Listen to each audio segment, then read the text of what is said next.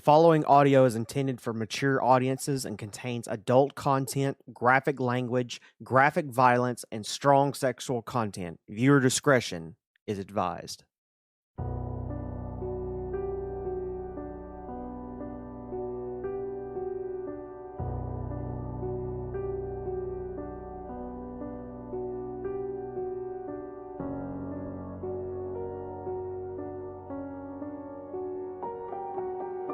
Welcome back to Fedora, everyone. My name is Tony. I am going to be your DM for this evening. I am not here with my three regular players. In fact, I am here with some wonderful, wonderful people that I have had the absolute pleasure of being able to play D&D with. And I would like for these three people to go in and introduce themselves right quick and talk about what they do as far as their podcast is concerned. Fuck you, Jacob. Hi, my name's Alex. That's a great start. Fuck you, Jacob. Let's go. He said Alex first in the chat. Oh no, that's a beautiful start though, because that's usually how my players do it anyway. So my name is Alex. Hi. So me and my friends, I'll let them introduce themselves before I get further into what we do. Hi. God damn it. A quick apology to the editors. That's exactly why I said Alex first. That was going to happen. Well, God forbid. I'll go next. Hi, my name is Jacob. I was also part of the Critical Chaos crew. I don't think anybody said Critical Chaos yet. We're from Critical Chaos. We're our own D&D podcast. We stream on Twitch every Thursdays. Hello, everybody. I am Moth. I play Fenric in the current campaign over at Critical Chaos. So, with them getting their actual selves out of the way, take a few moments to kind of introduce your characters a little bit and tell us about why you went with what you did before we get started. Oh shit, me.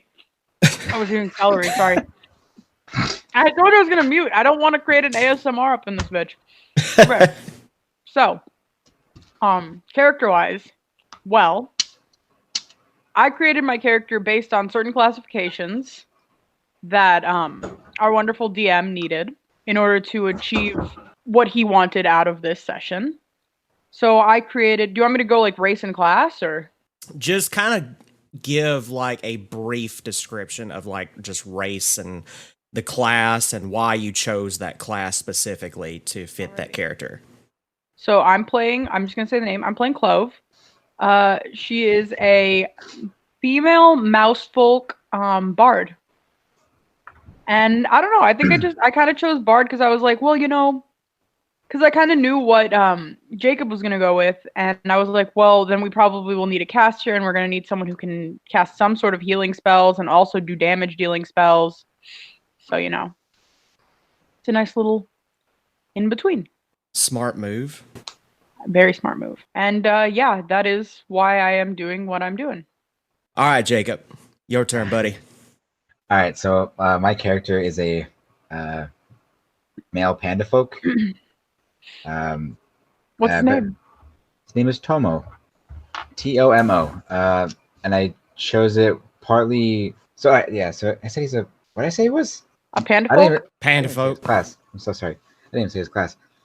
So he's a male panda folk, and he is... Fuck, what did I say? He's a monk? Yeah, monk. I'm so sorry.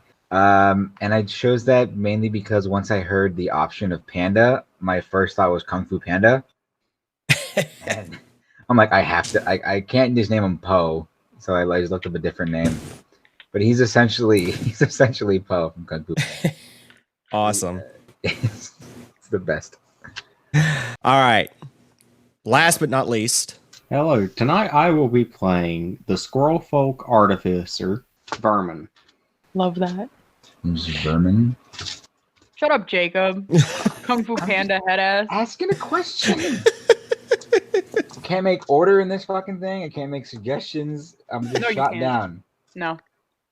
All right. So we have the mouse folk, we have a panda, and we have a squirrel folk. And I am now going to read to you basically the layout as to where you guys are currently located at and what's going on. So give me a brief little moment to explain this, and then I'll get whatever you guys want to do from there on. The three of you arrive in the twin city of Letath and Lezery, the city of machines. Floating hundreds of feet in the air at the center of the valley is a large island of rock, with the city sitting in the very center of this ginormous floating rock. Enormous chimney engines extend from the bottom of this island, burning with fitful, deep red fires that appear to keep the island aloft. A series of odd structures rise from the rock, appearing almost like metallic crystals. Below the main city, under the floating rock, is the base city, where most of the merchants and guilds stay, known as Letath.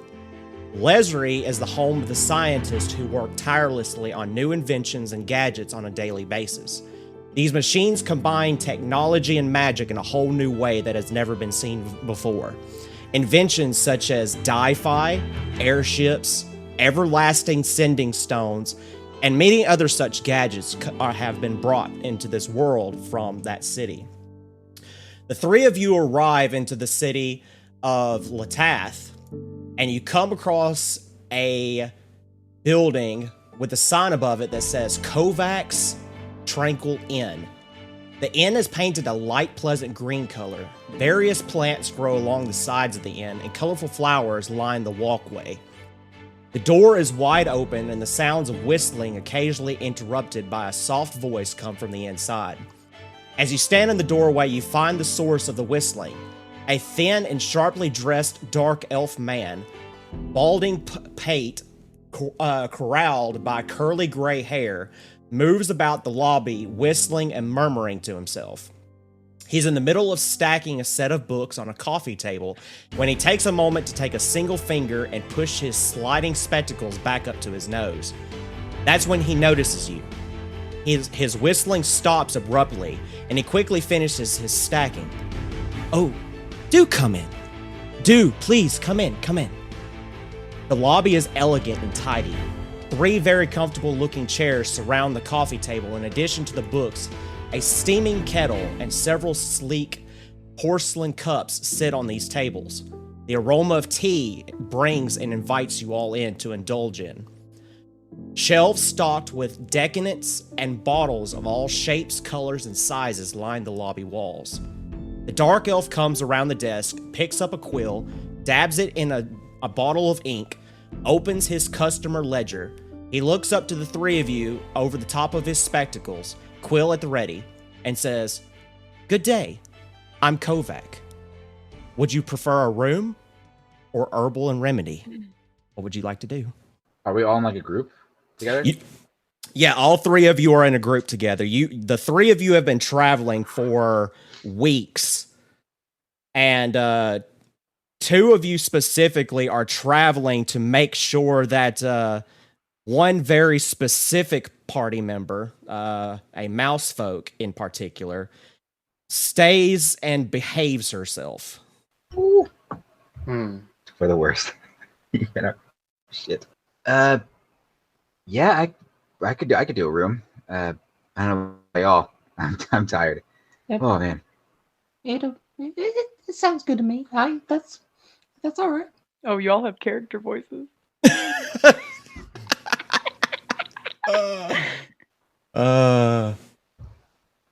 I just kind of look between the 2 of them, and I just kind of nod along. Okay. All right, so I'm assuming that the 3 of you will go up to the front desk and kind of sit in the little booths that he has, kind of like you would see like in a tavern, just so that he can get your names and everything down. You come up to there, and you see his ledger. He's got it perfectly aligned. It's almost like he's got some form of like OCD, like, you know, everything's perfectly aligned and everything's in its exact places as you go up to the counter. But you also see something else that's very particular. You see what looks to be like what you could possibly describe as a wizard's book. Like a that spell catches. it's like a spell book. It catches your eye.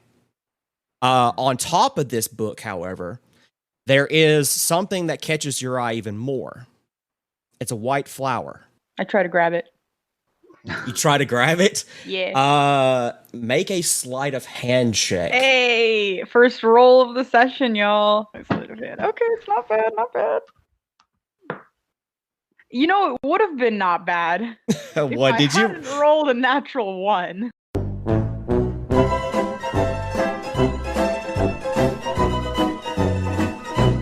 Nat I wasn't 1. I want to say that as I Incredible. was not trying to do it stealthily. I was just trying to grab it. So Like, you know when a kid sees something at like a counter at a store and they're just like, oh, I need it, and they start grabbing at it? I'm going to allow either Jacob or Moth have a quick reaction to this child reaching for this flower that does not belong to her. I'm gonna try and reach out and like grab her. Like, no. Stop it. Which dice should I use? Black. What would I be rolling for it actually?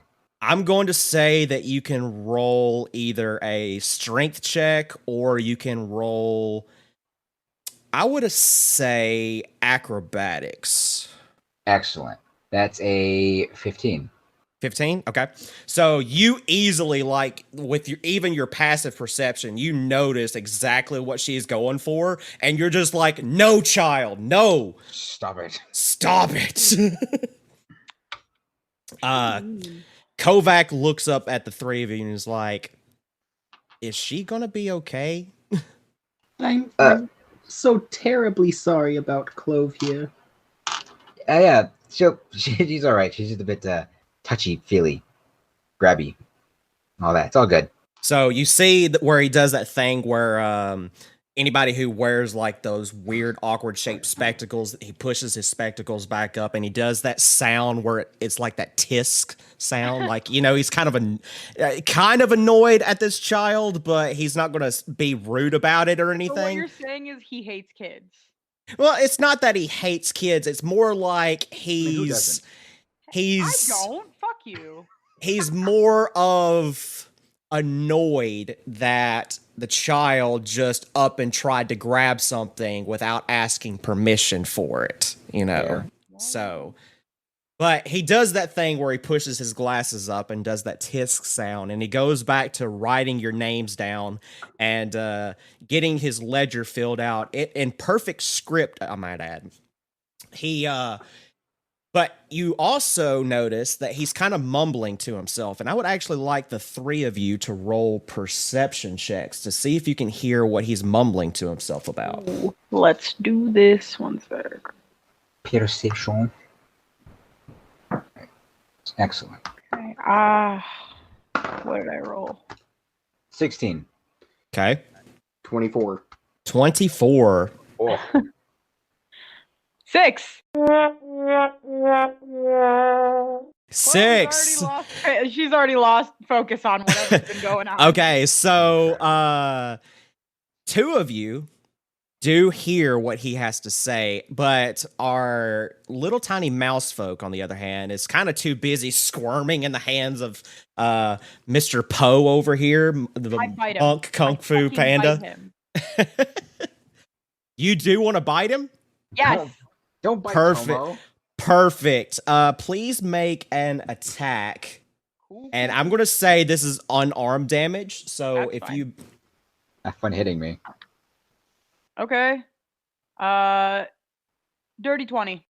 Dirty Ah, yeah. 20.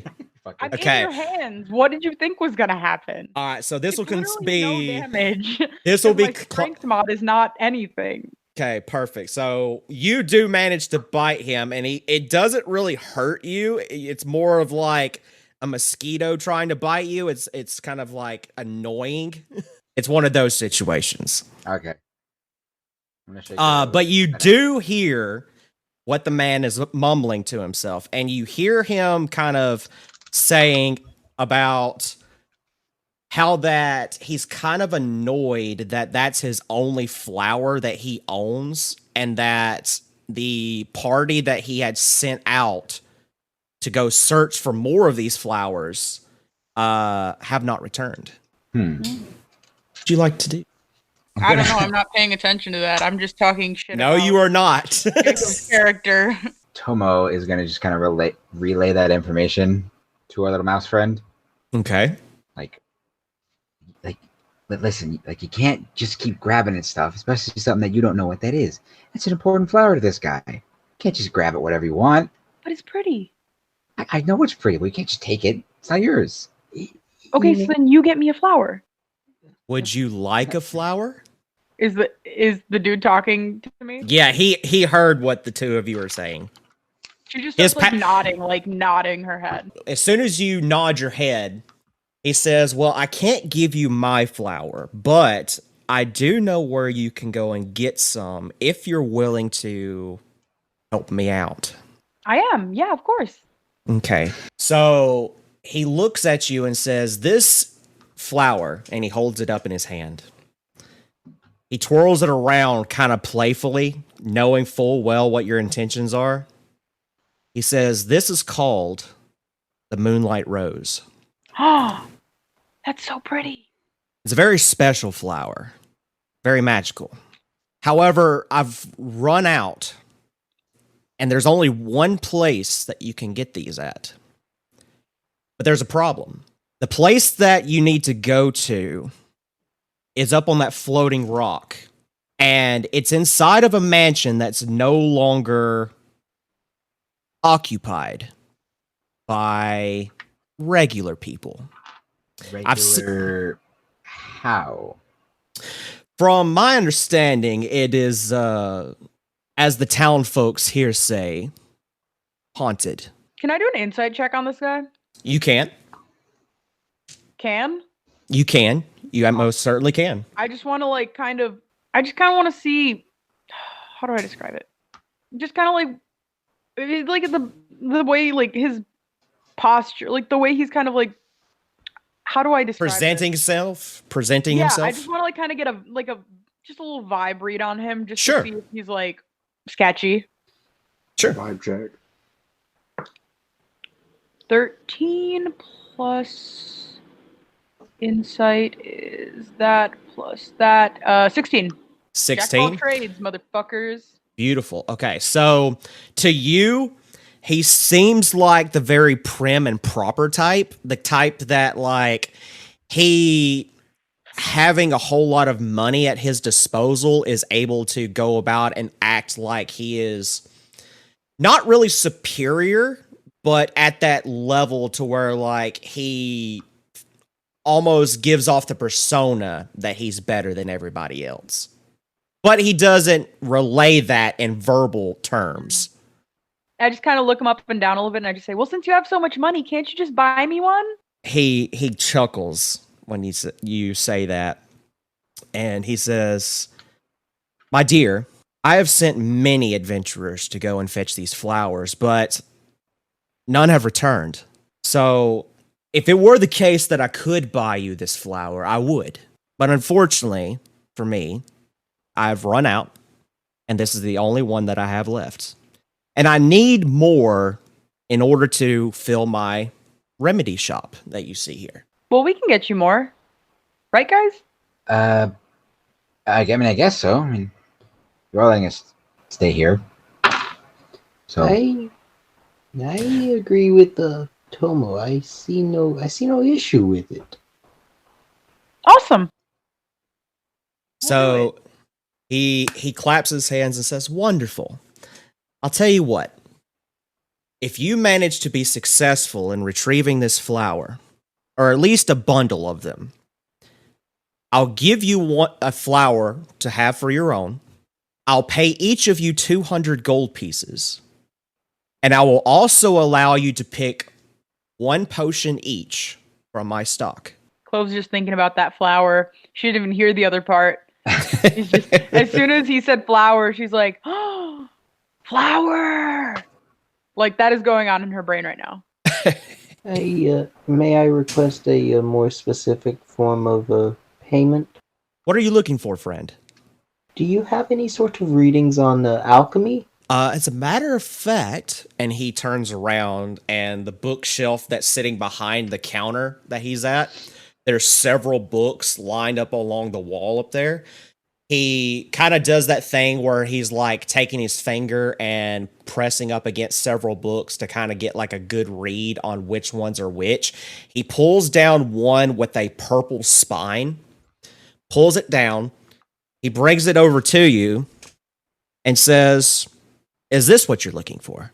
It doesn't have any sort of specific titling to it or anything. The title is actually, it's worn, so it's hard to read. But you do know that it is got a purple bounding, and the book itself is made out of like a thick leather. Can I make some sort of check to try and determine if it's something that I've already studied? I will allow you to roll an Arcana check Okay. to see if you can do that. That is a 16. So it's pretty much a book that you've kind of already know about. It's one of those books that you've seen in passing. It's not like something that you've read completely, like all the way through, but you do know about this book and have kind of skimmed over it a little bit. I would appreciate an opportunity to sit down and read through this more fully when we return with your flowers. That's fair. Matter of fact, if you return, I'll let you have the book. I would appreciate that so much. Thank you. But he does still give you the offer of, there are underneath the bookshelf where he grabbed that book at, there's another shelf that has very specific potions that he has crafted, and they are of various colors and types and shapes. Sounds like a good deal. I mean, I'm fine with whatever. Okay. Perks of being a hermit. Awesome. So he looks to the three of you and says, well, from the stock that I have behind me, I have a potion of greater healing, a potion of speed, potion of heroism, potion of vitality, potion of resistance, greater restoration. Your choice. Take your pick. It's yours. It's a tough one. Lots of options. You said a potion of resistance? A potion of resistance, yes. What's it do? Roll me an Arcana check. 8. 8. This is a very, very shiny potion. Sick. Would I know what it does? Roll an Arcana check as well, then. Okay. An 8. An 8. This is a very flashy, shiny potion. Would I know what it does? Roll an Let's see. Arcana check. Come Put on. the little mousy brain to work. What is that? Please be an 8. Please be an 8. 16. 16. This is a potion of resistance to necrotic damage. I just look at him and I go, it's a shiny potion. Man, I'll take the resistance potion, honestly. Okay. Awesome. He says that I will wait to give you the gold until you return, but I'm going to go ahead and give you the potions now, because this journey that you're about to go on is one to not be taken lightly. But he grabs the potion of resistance and he hands it to you specifically, and he looks to the other two of you and says, is there one that you would like? Moth, you want to go first? Yeah, can I get a rundown of everything again? So he mentioned that he has a potion of greater healing, a potion of speed, a potion of heroism, potion of vitality. I just handed the potion of resistance off. Yeah. And then the potion of greater restoration. Would I know what a potion of greater restoration does? With your passive perception, yes, technically you would. Let me pull it up for you, and I'll tell you exactly what it's like. You know what the regular restoration spell does, right? Off the top of my head? No. No. I'm Okay. Not great at remembering what spells do. Okay. Oh, it like absolves you of like either, I think it's like any sort of condition if it's greater restoration, petrification. Yes. Big one, stuff like that. Okay. Charmed. I think frightened is a big one too. You Any really you condition. imbue a creature you touch with positive energy to undo a debulating effect. You can reduce the target's exhaustion level by 1 or end one of the following effects on the target themselves. One effect that charmed or petrified the target. One curse, including the target's attunement to a cursed magic item. Any reduction to one of the target's ability scores, or one effect reducing the target's hit point maximum total. I think I will go for the healing potion, just in case little mouse here, or I suppose she's kind of taller than me. Nevertheless, just in case she wanders off into some trouble. Sure. So he grabs the potion of greater healing. It's it's like a crimson red color. And he passes it off to you. And I forgot to describe the one of restoration. The one of resistance. The potion of resistance is like in a long cylinder tube, and it's like a deep purple color. And it's, you can tell just by when he handed it off to you that the liquid for this one is extremely thick. It's like, almost looks like slime, almost. It's kind of weird. But the greater healing one is, it looks like brandy almost. Yeah. All right, so my lady. Okay. I'm trying to, because I was trying to work out how her process would be. What color is each unchosen potion? If we're going by the basis of that, you would specifically be drawn to the potion of vitality. It kind of has what each color is. I want well, to know I'm what every okay. color is. Well, this one is very unique in that it's not just one color, but several. I'm taking that. Fuck that. I'm taking Yeah. that. Yeah. So you ever see on what is it? YouTube where bartenders will make that really special drink with that powder that has that really cool swirly effect inside of it. That's basically what it is, but it's rainbow colored. Oh, so it's almost like chromatic? It's chromatic, yes. Cool. Yeah, I take it. Yeah. All right, so I hug it. You have the potion of vitality. Then I gave off the potion of necrotic resistance and the potion of greater healing. Fantastic. So he looks to the three of you and says, I do highly recommend, however, that you wait until nightfall in order to go to this place that I am sending you on. Due to the fact that during the day, the guards of the city tend to ward off most people to get them away from the house. So I will offer you a secondary gift for doing this little quest for me. I will give you the bed upstairs for free.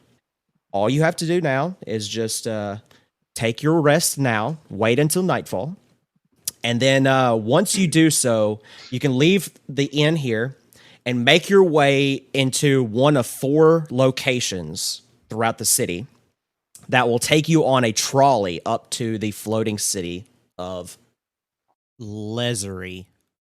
So, this is now your time to kind of do a little bit of role-playing if you would like to, before you guys will venture off onto one of these trolleys. And I'm going to see if I can, while you guys are doing that, give you a picture as to what you're going towards. So go ahead and do a little bit of role-playing if you would like. Oh no, the bane of chaos crits The thing that we stuck at. Yeah, well, you could, whoever comes into my podcast and tell me role-playing is a piece of shit, they can go fuck off. Like, straight up. So, are there any, like, sitting areas? In the Yeah, okay, so imagine this kind of like as a really flashy coffee shop that sells really fancy potions and just happens to also be an inn. Alrighty. I kind of Jacob, what's your character's name again? Just so I can Tomo. write it down. What? Tomo, Tomo. Tomo. Okay, cool. I thought I heard it. I thought I heard it wrong the first time. So I kind of scurry away from Tomo and Vermin, I want to say. Yeah, Vermin. Yeah. Kind of scurry away from them, and I just kind of like get up on a table and I just kind of sit there and I pull out this teeny tiny little lute. Like, it's tiny. It's teeny. And you start playing on it, and I start singing about, I start singing about how mean Tomo is. What the fuck? Oh and I my cast vicious goodness. mockery on Tomo. Beautiful. So mean to me. Beautiful. I'm gonna sing with them. Make a wrong with motherfucking you? wisdom saving throw. I can fucking step on you and kill you. Okay. Do My it. saving throws. Can't find them. Okay, what you said? While you're making the roll, both of the pictures that I need you guys to look at is in the art submission under looking at it right y'all's now. Discord. The city of Letath is the city you're currently in right now, the lower city. The city of Lezery, the floating rock city, is the picture, the first picture. What'd you roll, Also, Jacob? 23. Damn. It does not psychically damage you, but it hurts your feelings. Oh man. So mean. Yeah, and What's I'm your singing character's name along. again? Clove. Clove. Okay, so it's Vermin and Clove. Yeah. And I'm just like playing on my tiny little lute, sitting at a table. I'm gonna go over and sit there as well and just Clove. Like, what's the song for? What'd I do? I'm bopping too hard. I'm sorry. I'm so good at playing the lute. I physically cannot hear you at the current moment.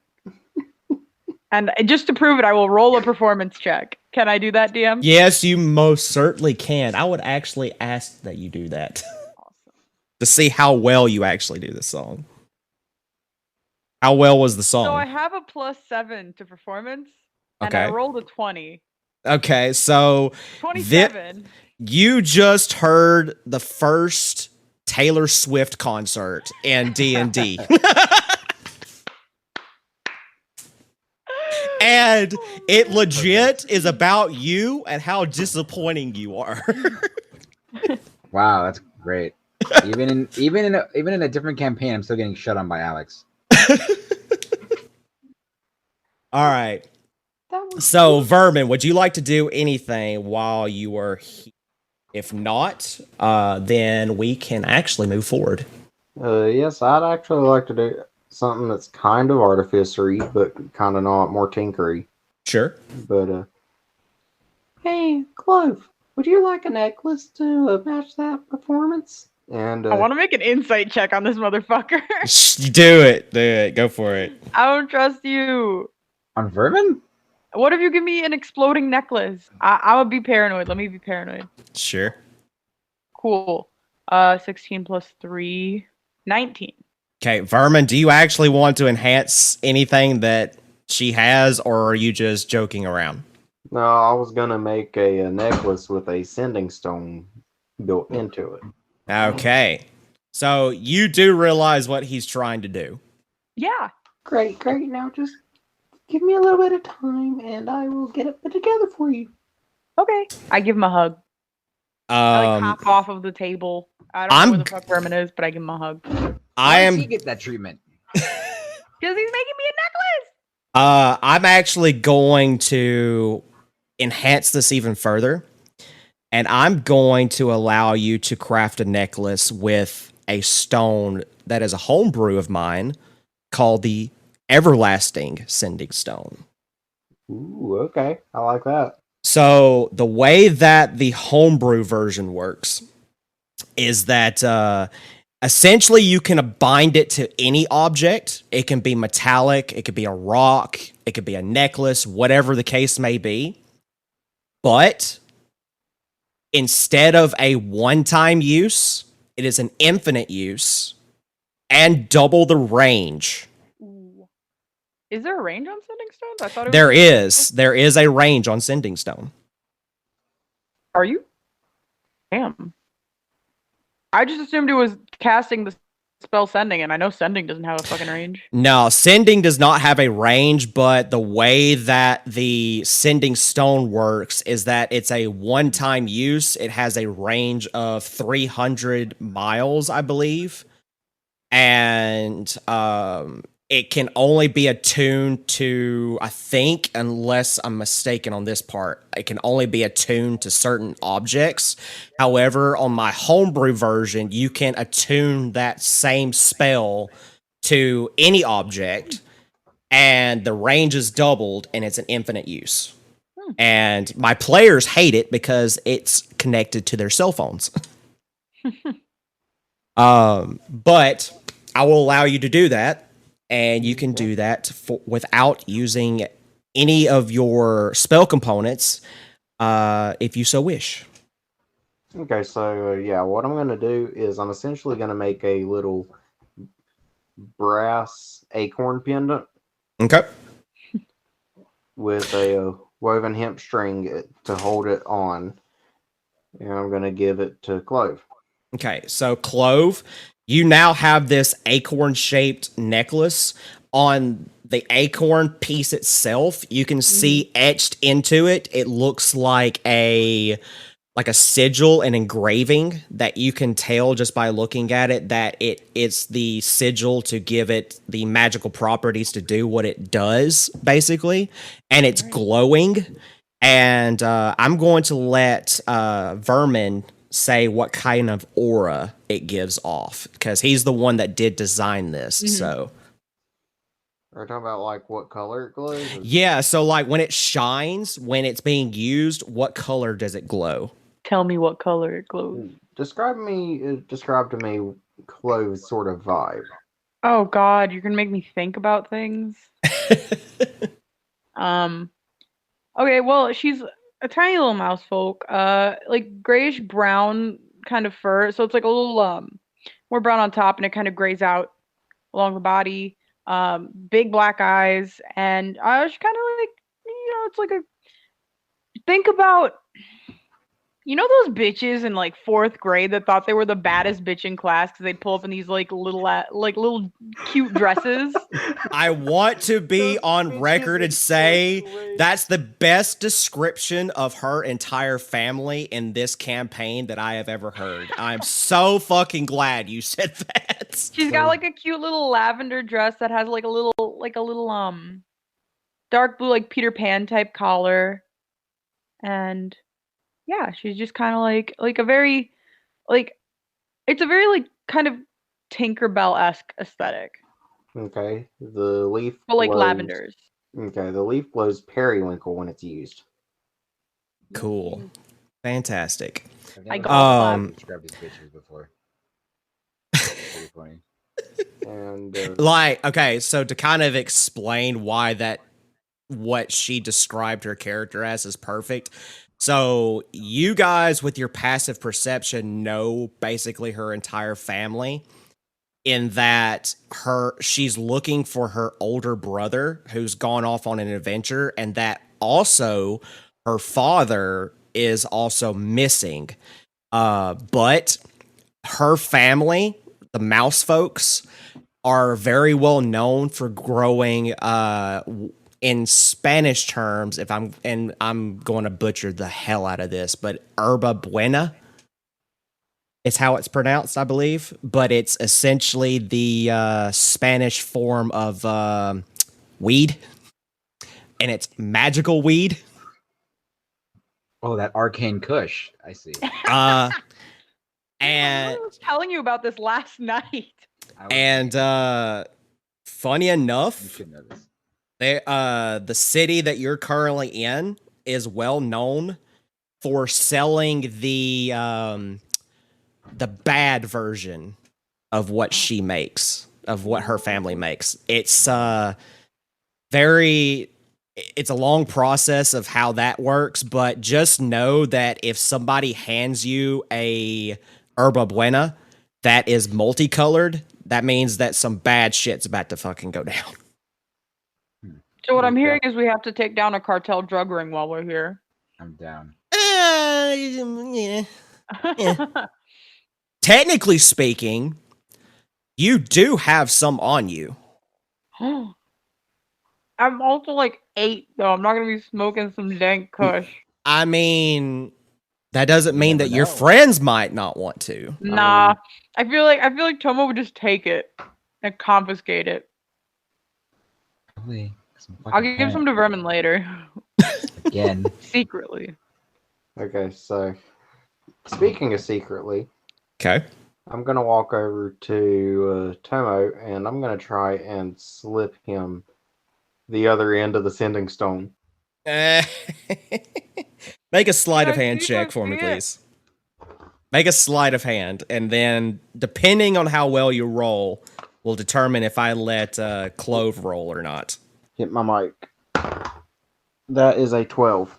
That is a 12. I'm going to let Clove roll to see if she notices. It's already under my passive perception. Is it already under your passive? Then you absolutely fucking know what's going on. I just yell over to Vermin, "What you doing?" I like walk over. Oh, just the usual. What does the sending stone look like? Because I can see it in your hand. This one's just it's pretty much a D20, except hollowed out in more of a frame. Oh, that's really pretty. Yeah, it is. What is it? Something tells me you already know. Well, Sure. Good talk. Good talk. All right. I'm not gonna see if I was playing a different character that wasn't an 8-year-old little mouse folk. I would probably have like punched him by now. But I'm not playing that character. I mean, technically, you are bigger than he is, so you could like kick him like a football. Oh, I could, but like, where's the like? That's not the energy that Clove has. That's also true. I'll say around this time that by the time that he does finish both of the sending stones, that it has become nightfall. And the map that I provided, the one of the city of Letath, there are 4 locations of where that you can find a trolley at. To the north is where you're going to find the more what you would classify is more higher up, richer folks, even though in the city of Letath, most of the people are like middle class and lower. So you're going to find more of the people who have the most money in this city in that general area. And it's going to be relatively easier to get on a trolley there if you have the money for it.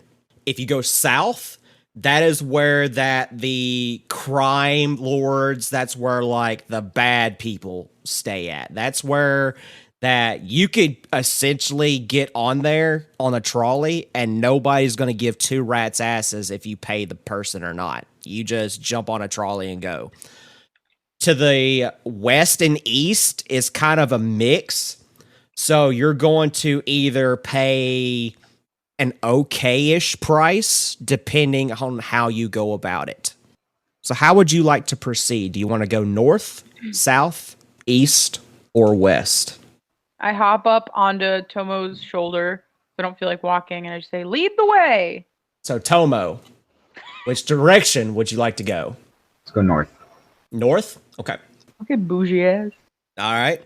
So you head north, and you get to the location where the trolley is at, and unlike the other 3, this one is very clean, very flashy. It looks well designed and well kept. You see a human behind the desk that leads towards the line where the trolley is at, but he has a flask and he's drinking quite heavily. So what do you say as you approach this man? That's not my business. I say, hey. He looks up at you. He's kind of swaying back and forth. And like, hey. What's up? What's up with you? You looking for a trolley? Yeah. That's gonna be around 200 gold. 200 gold? That's kind of expensive. Who are you? My name is Bork. Bork? Bork. Is it Bork the half-orc? Well, I mean, he is human, so... Oh, dang! That would have been funny. I want to make an insight check on that.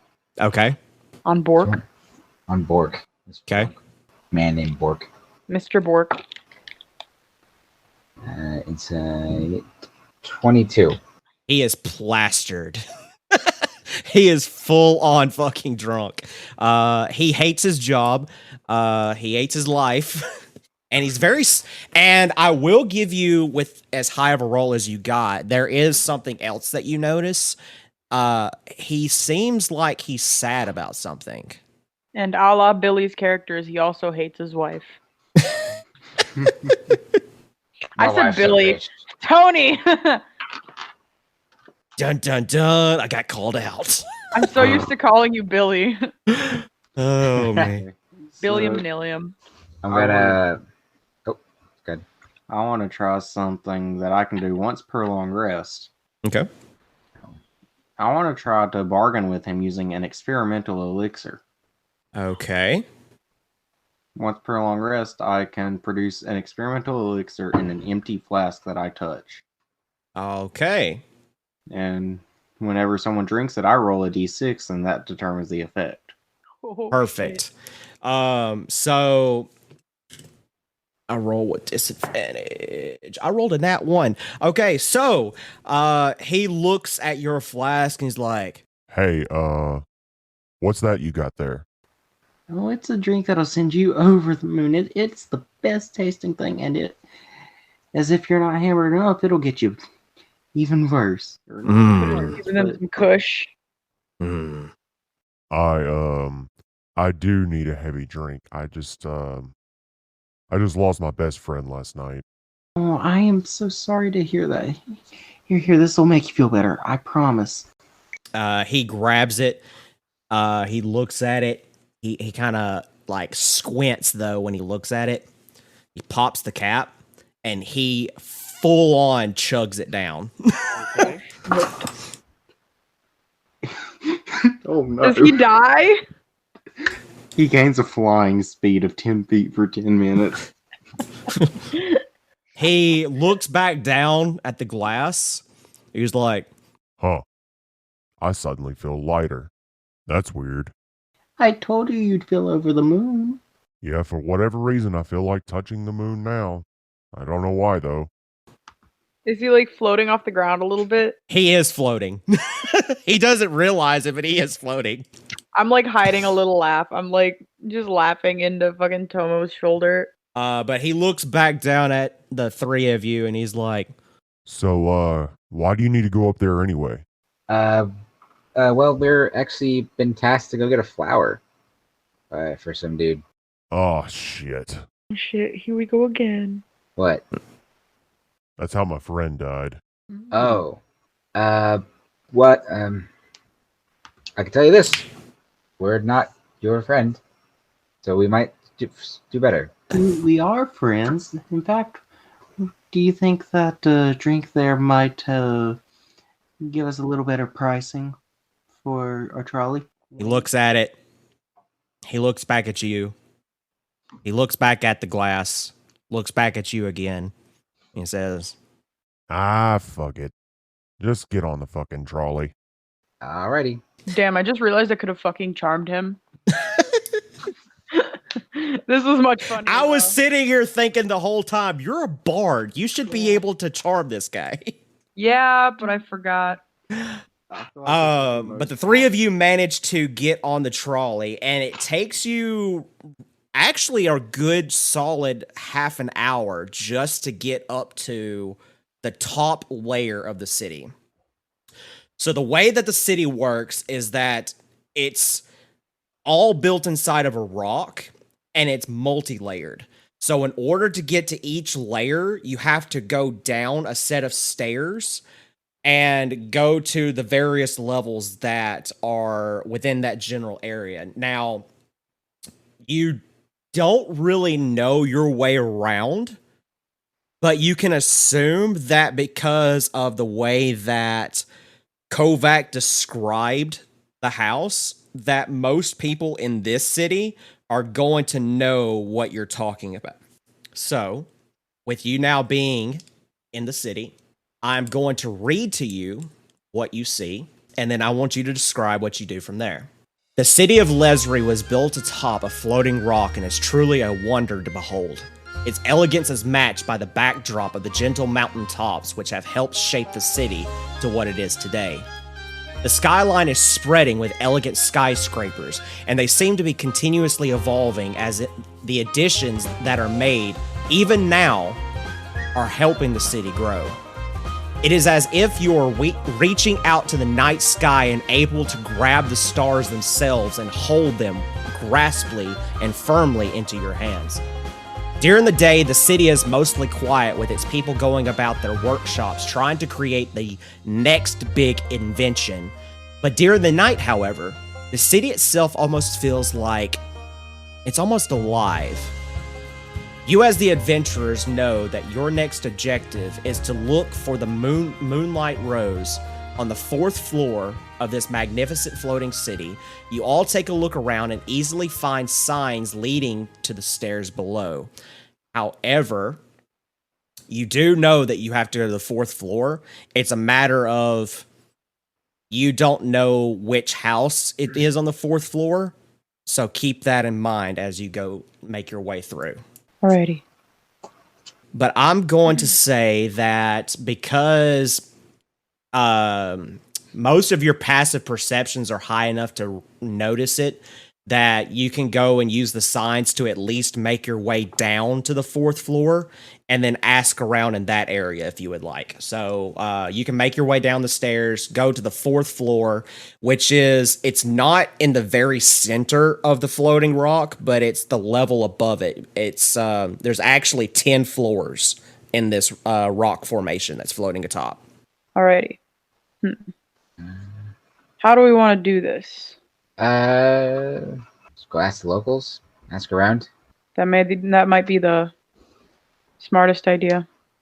Yeah, so we're gonna go ahead and head down to the 4th floor and talk around. Beautiful. Okay. I am going to roll a d4, and that will determine who you find to ask questions to. If I can find a d4, that'd be fantastic. There's one right there. Okay. Alrighty. So I'm going to say that Toma, you see a wrinkly old gnome. It's a woman carrying a basket of fresh fruits. And she looks like she's heading home. And kind of wave her down, like, "Excuse me, hey, you there?"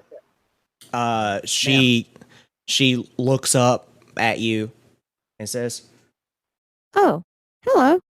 Hi.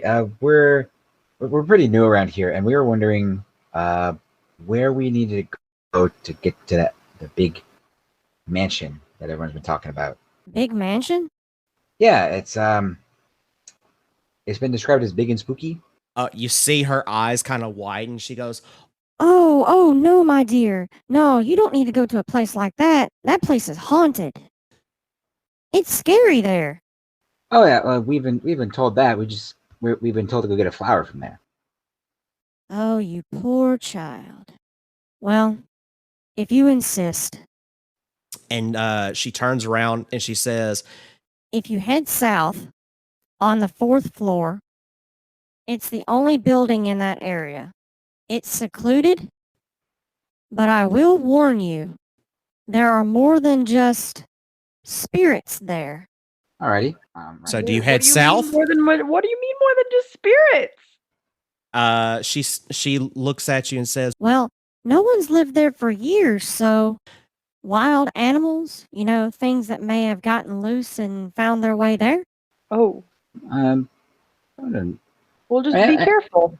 Yeah, animals aren't that bad. Yeah. I mean, look at us. and she smirks at that and she goes, You look like you can take care of yourself. But I will say, though, that one, and she points up to Clove on your shoulder and she's like, if I'm not mistaken, that one is a child. I would be very careful with that one. I'm not a child. I'm just small. You're 8. Shut up. You can't let me. I can't win. Oh, really? We Well, I didn't say that in character. I'm just saying that in general. We have ways of making sure the child is safe. He said his And she goes, Well, I hope so. I hope so. But like I said, if you head south, it is the only house on the south side. You can't miss it. It's abandoned, left alone, easy to spot. so do you guys make your way there? Straight I there? mean, I'm literally on Tomo's shoulder, so wherever he goes, I go. Exactly. So Tomo, Vermin. I'm gonna say thank you very much for your time. Hope you have a good day. And she bows to you and she makes her way off. So the three of you do arrive at what you can easily presume as the mansion. So the way that the city is built, it's much larger than you had originally thought. So when you get here, it gives you that creepy, like, backwoods vibe without having any of the trees being there or anything like that. It's also swampish. But you can see at the very end of the walkway, you see the two-story mansion, and the gate is wide open. However, as you start on the path, Clove, you see something that catches your eye. What do I see? You see a doll. Oh. I'm gonna try to real sneakily like hop off of Man's shoulder.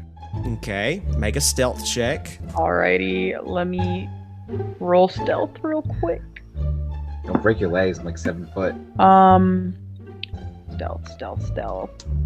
That is a 14. And I gotta go off my perception. Yes. My passive perception's a 15. Okay, Damn. so you flat out know that what she's trying to do.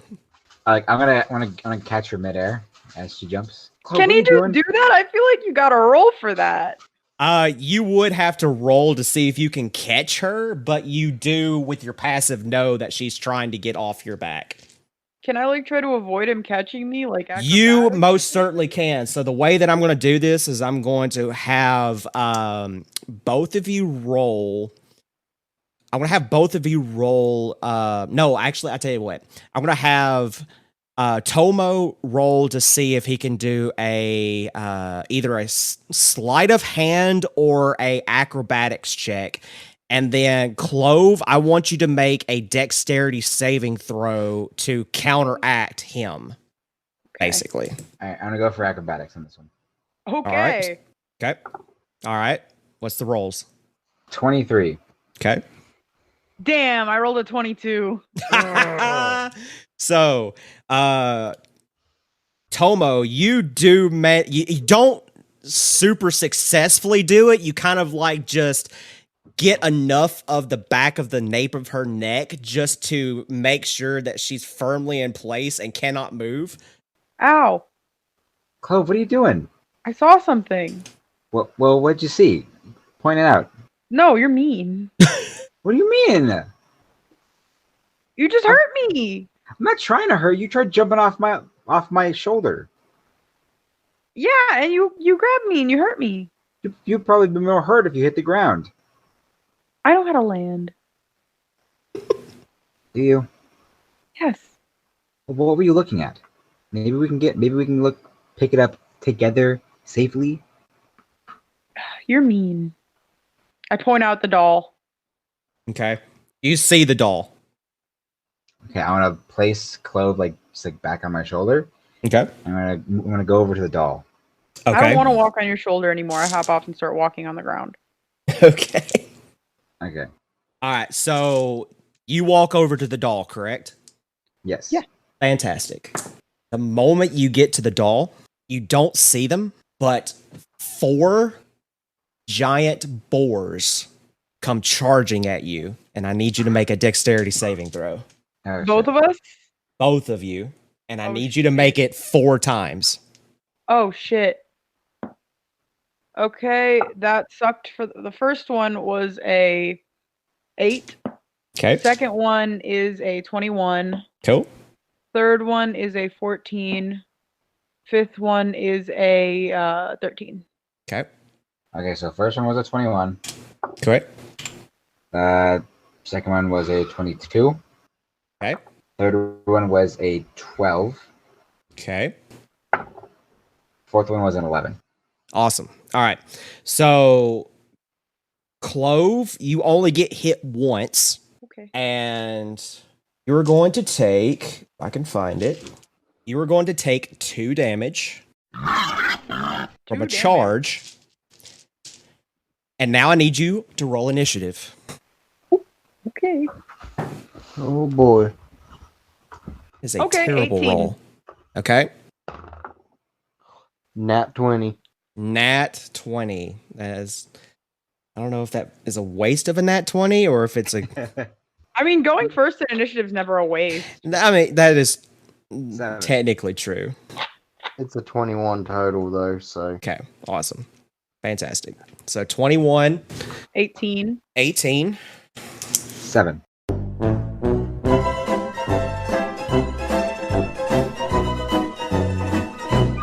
and 7.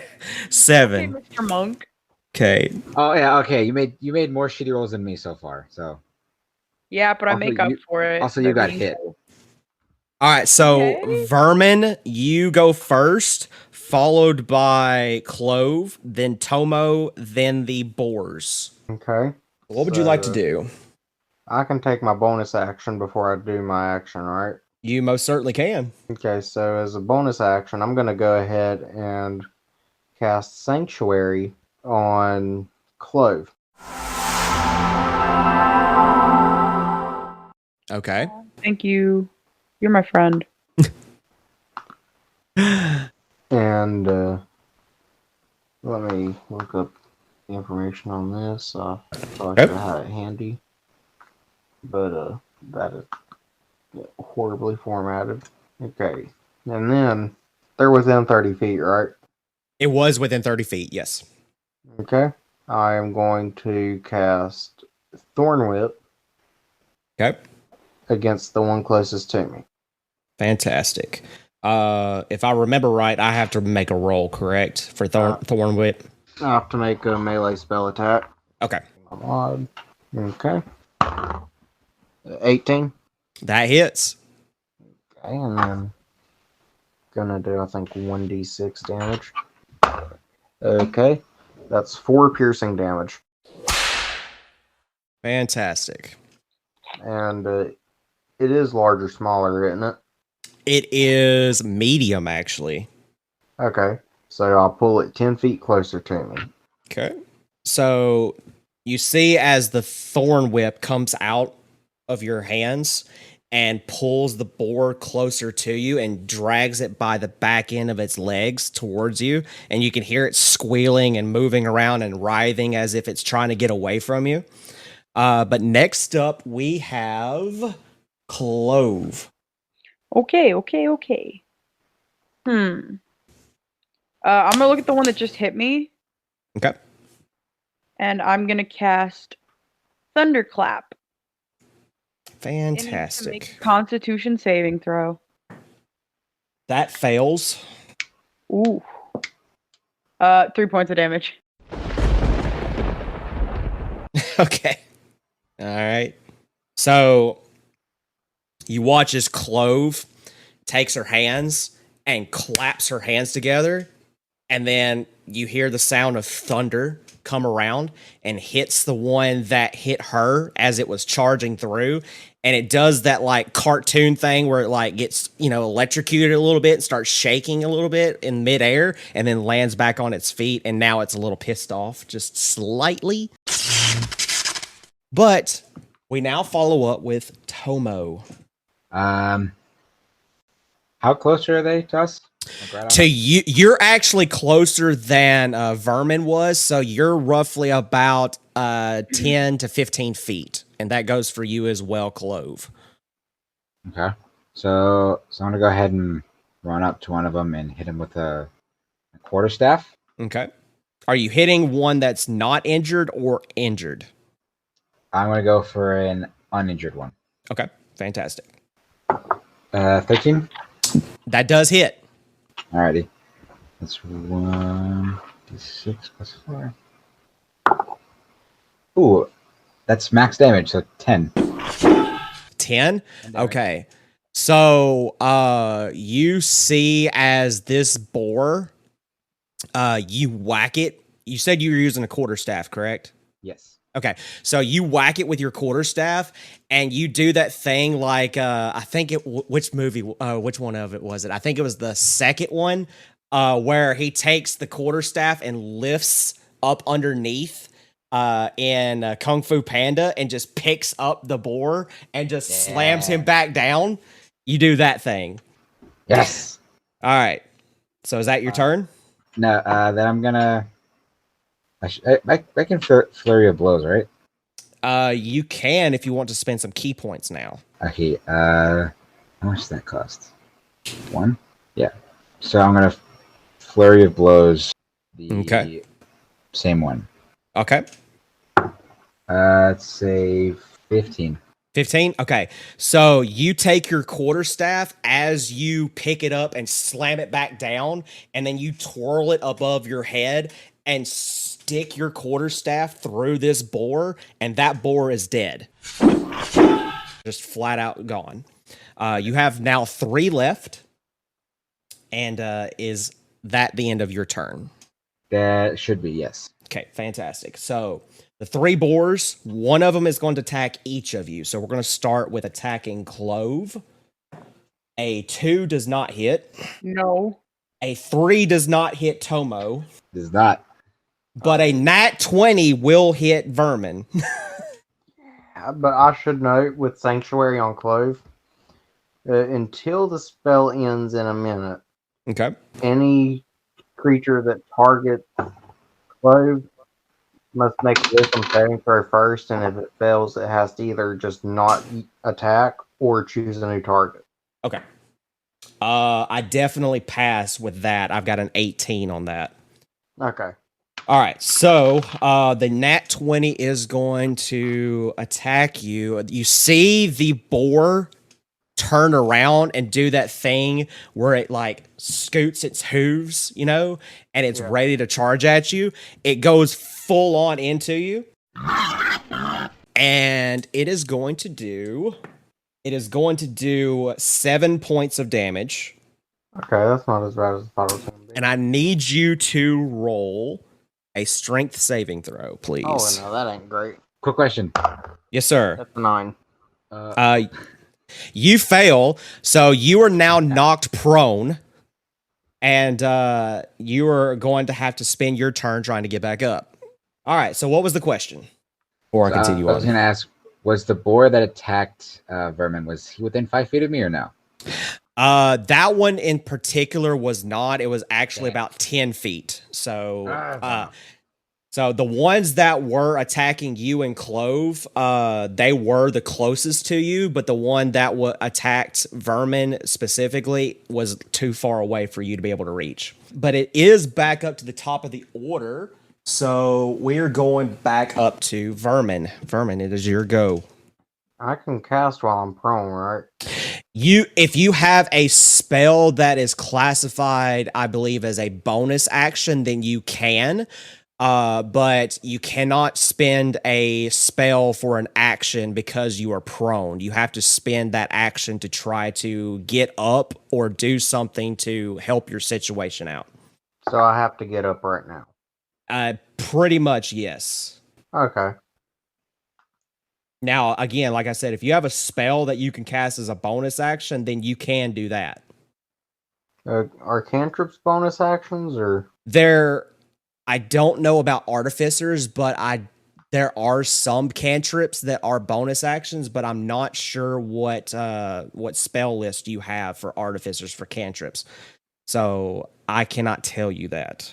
Okay, I'm gonna Google it real quick. Yeah, go for it.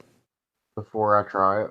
Because I know I have Thorn Whip as a cantrip, and if it ends up being like something I can use as a bonus action, Nope, one action. I read it. Nope. Okay. Oh, whoa, did not need to zoom out like that. Yeah, I don't have your character sheet, so I cannot look Yeah. to see what you got. Am I technically on all fours? Technically, you're on your back. Oh, on my back. Okay. Yeah, you're like, you got pushed backwards and you're on your back and you're laying down. Okay. So I can use an action to roll over on my front, right?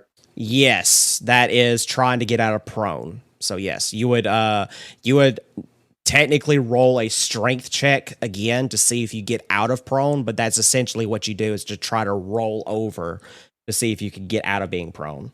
Okay, because if I can get on my front, I can run on all fours. Yeah. Strength check is an 8. You do not get out of prone. The boar is kind of like sitting on top of you and is kind of holding you down basically because of your size. But that is your turn, and we now go over to Clove. Alrighty.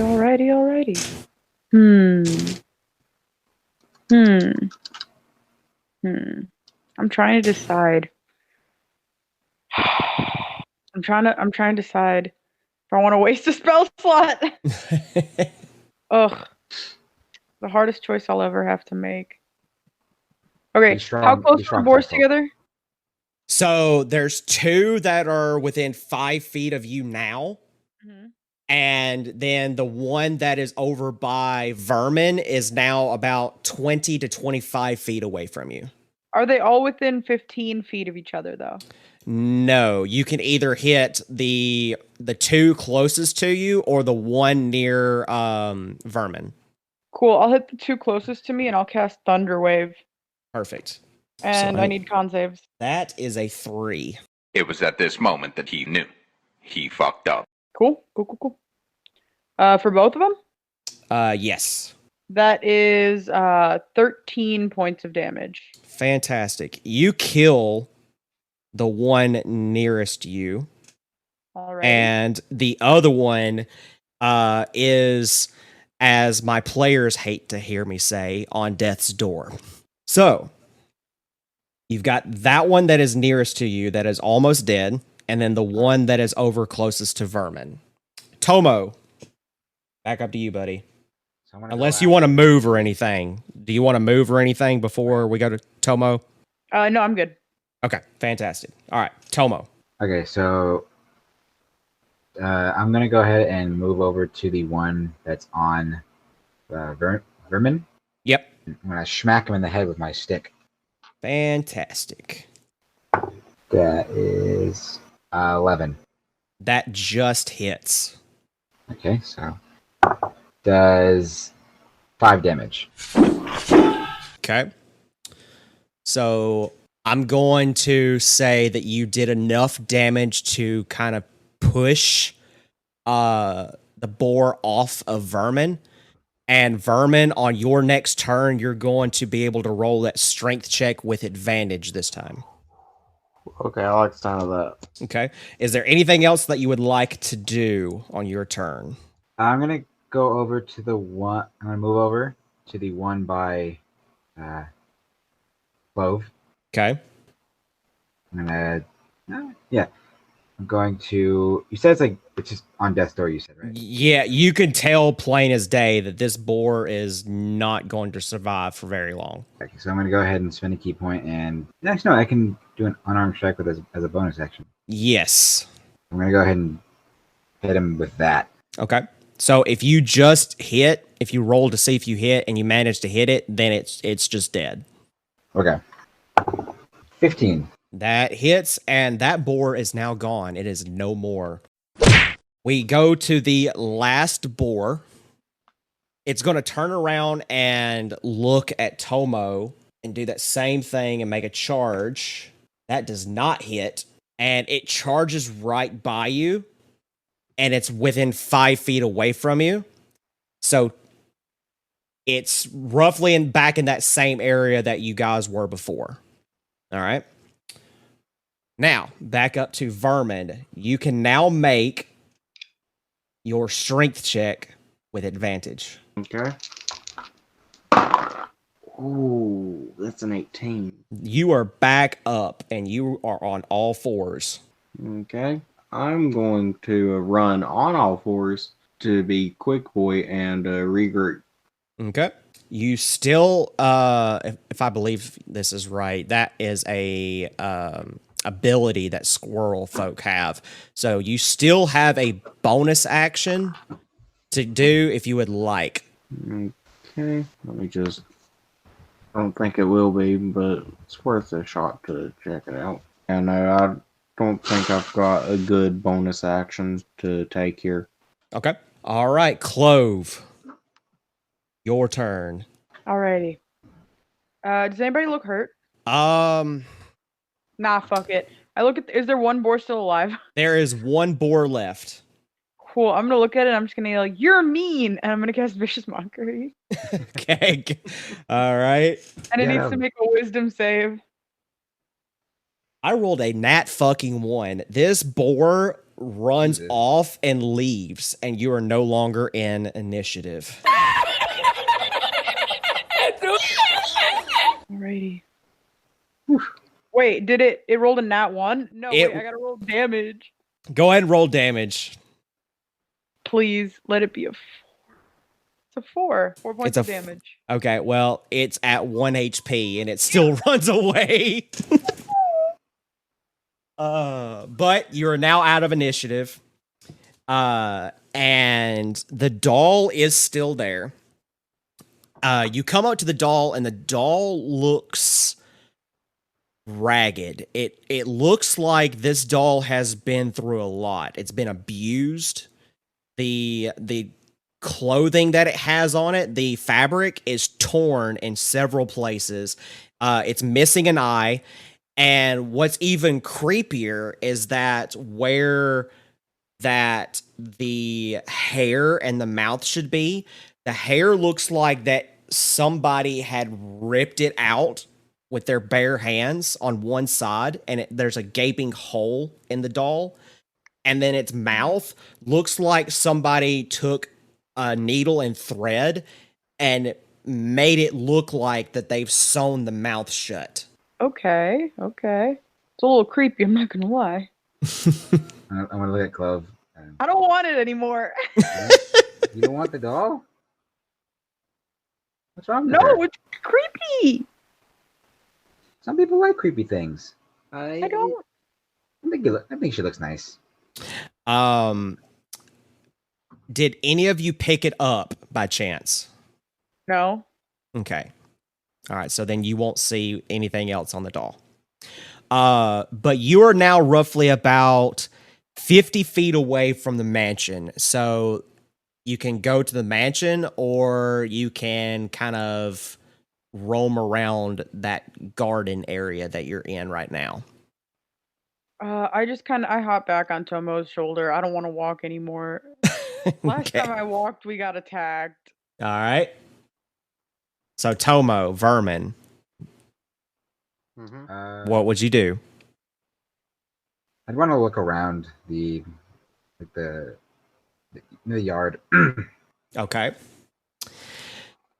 Which way do you go? Do you go left or right?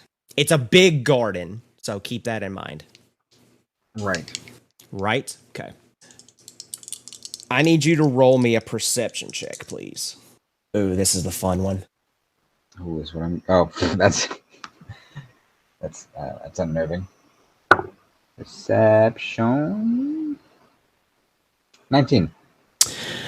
On the right side of the garden, you walk towards that side and all of the plant life around that area is completely just like wilted away. It's gone. It kind of leaves you with the feeling that like you don't really understand why such a rare flower that was described to you would grow in such a place like this.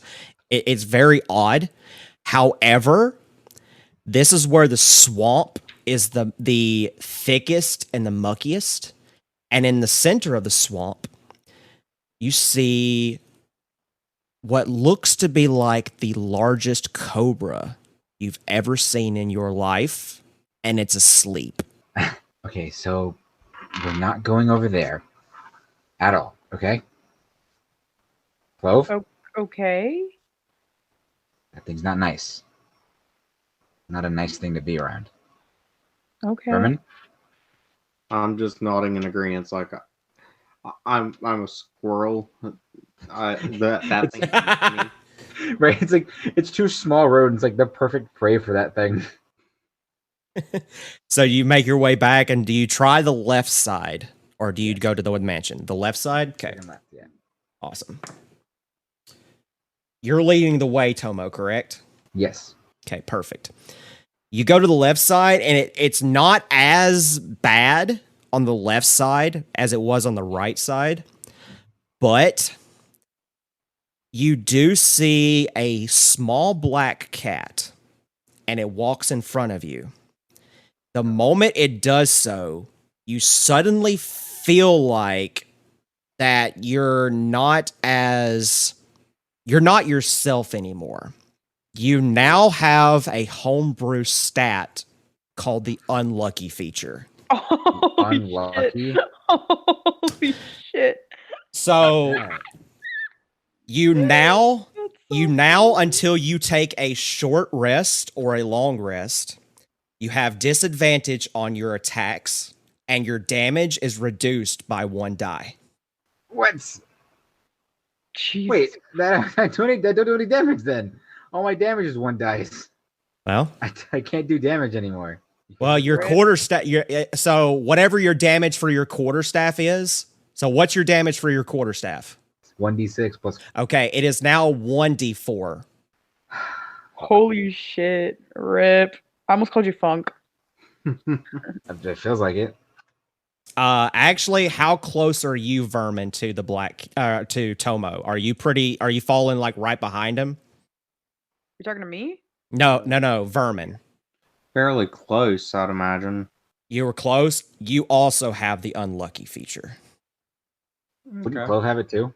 Clove does not have it because she's kind of riding on your shoulders and like she's not able to kind of like get a firm grasp of what she's seeing. She's just kind of like following your lead basically. So she's not really paying any much attention. But you and Vermin leading the way, you both will be able to see this black cat walk in front of you, and you now have the unlucky feature. Oh. Rip you guys. All right. But that's all you see is you see what looks to be this side was the side that would have been where they grew like their vegetables, like, you know, carrots, corn, stuff like that. But that black cat was just sitting there and it saw you and it walked by you to kind of get away from you. And then that's when you felt like as if you're not yourself right now. You feel weaker. So weird. You feel weird. This doesn't feel right. Damn, maybe I should have taken that potion of restoration. Probably. All right. So what do you do? I'm just following the lead. I I don't know. I may be able to figure something out to help with our. Is it a condition or I don't? What do you? Is it a spell? I just feel weird. That cat didn't make me feel nice. Felt odd for some reason. But we can keep going. What cat? What cat? The black cat, you didn't see it? No. He's like right in front of us. No. Well, you probably wouldn't. He probably wouldn't have liked you, or you wouldn't have liked it. Okay. I see how it is. You're mean. Well, with cats, I'm just saying. With cats and mice, there hasn't been that good friendship, like with cobras and mice and squirrels. All right. So do you want to explore that area a little bit more, or do you want to go to the mansion this time? I do a little more exploration. Okay. So because of the giant cobra, we're gonna say that you stay on the left-hand side. Yeah. Yeah. You go around further into You start make your way like you're going towards the mansion, but you're still in that garden on the left-hand side. You do see on the back end of the mansion, you know those old rickety gigantic wooden doors like in the horror movies that lead down into like a underground basement type thing? Yeah. You The see cellar? that. You see that coming up to the back of the house. And it has several chains and locks on it. Oh shit. I Um. may be able to get this open for us. Yeah. How so? I'm well versed in thieves' tools. I mean, do we want it? Okay. Do we want it opened? I mean, are we trying to get in here? Well, yeah. But there is a front door. What do you do? I- Do you try to open it or do you want to go through the front door? I'm not too comfortable with this one. I'd say front door. Okay. Awesome. We go to the front door. Awesome. So the three of you go to the front door. Tomo, as you step through the doorway, you hear what sounds like a boy. You hear a voice and say, "Hello? Hello? Hello? How are you today?" And it keeps repeating it over and over. Oh, He that's goes, so "Hello? weird. Hello? Hello? How are you today? I'm good. Hello? How are Sorry. you today?" I'm good. And that's all you hear. You keep hearing repeat over and over and over. However, as you walk through, though, and you keep hearing this voice, you're basically what would be classified as the entrance room. So, towards the right-hand side, you see another door and then a set of stairs that lead up. And then the left-hand side, you see 3 doors. One of them is open, and it leads into what you can assume just with your passive perception looks like a library. But then the other 2 doors past that door are closed as well. But you keep hearing this boy voice, and you don't see anybody. You don't really get a grasp of where it's coming from. It feels like it's coming from everywhere, all around you. That's freaky as fuck, yo. That's unsettling. Would I have seen this library? As he walks in, you would have came in behind him, so yes. I think I want to go read and see if I can find something to. You want to read help right us. now? Knowledge is power. I feel like in this case, we don't want what knowledge is in here. Personally. We may find something to help us. I'm not. So you said there's 3 doors, right? There are technically 4 doors. 4 doors. 3 of them are closed. 1 of them is to your right, and 3 of them are to your left. But one of the 3 doors to your left is fully open, and it looks like that it leads to essentially a very large library of some sort. I say library last, if anything. Okay. You okay with that? I guess. Okay. So which way do you go? Do you go up the stairs? Do you go through one of the closed doors? Which way do you go? Upstairs. Upstairs? Yeah. How Okay. tall are the steps? They're not very tall. I'm going to say that in order to reach the second floor, it's going to be about roughly 40 to 45 feet up the steps in order to get to the top. But who is leading the way on this to the stairs? It's very important. That would most likely be me. Okay. I need you to roll me an insight check, please. These stairs feel like they're lying to me. Dun. Inside 18. 18? Okay. As you get to the top step, the moment your foot plants onto that very top step, the boy voice goes away, but it's followed up by what can only be described as a woman in pain. Oh, we have to help. But it's not in the sense of like a normal woman in pain. It sounds like a screeching noise, as if that whoever this woman is being tortured. Oh, watch it be a banshee, y'all. That's what I'm thinking. Probably. We should go help. I don't like the sound of this. If somebody's being hurt. Well, they said no one's been in this thing. So who's to say that's an actual person? Well, it sounds like a person. Ghosts sound like people. Yeah. As but- you're talking to, it's getting louder Right. and louder. Like closer, louder, or like No, louder? not no, just louder in general. Oh.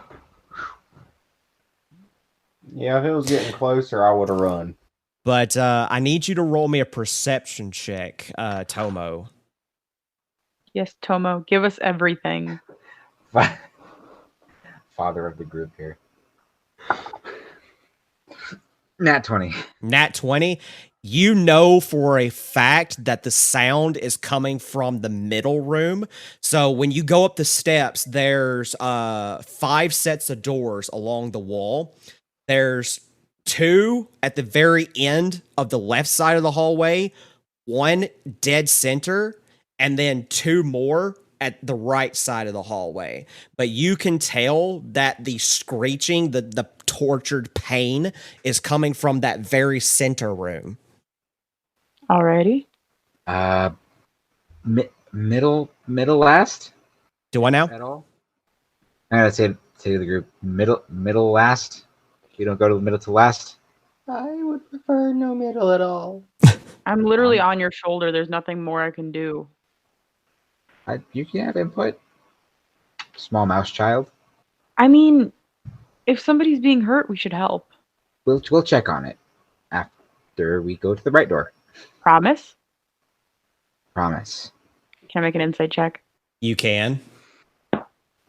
Alrighty. Plus 17. Okay.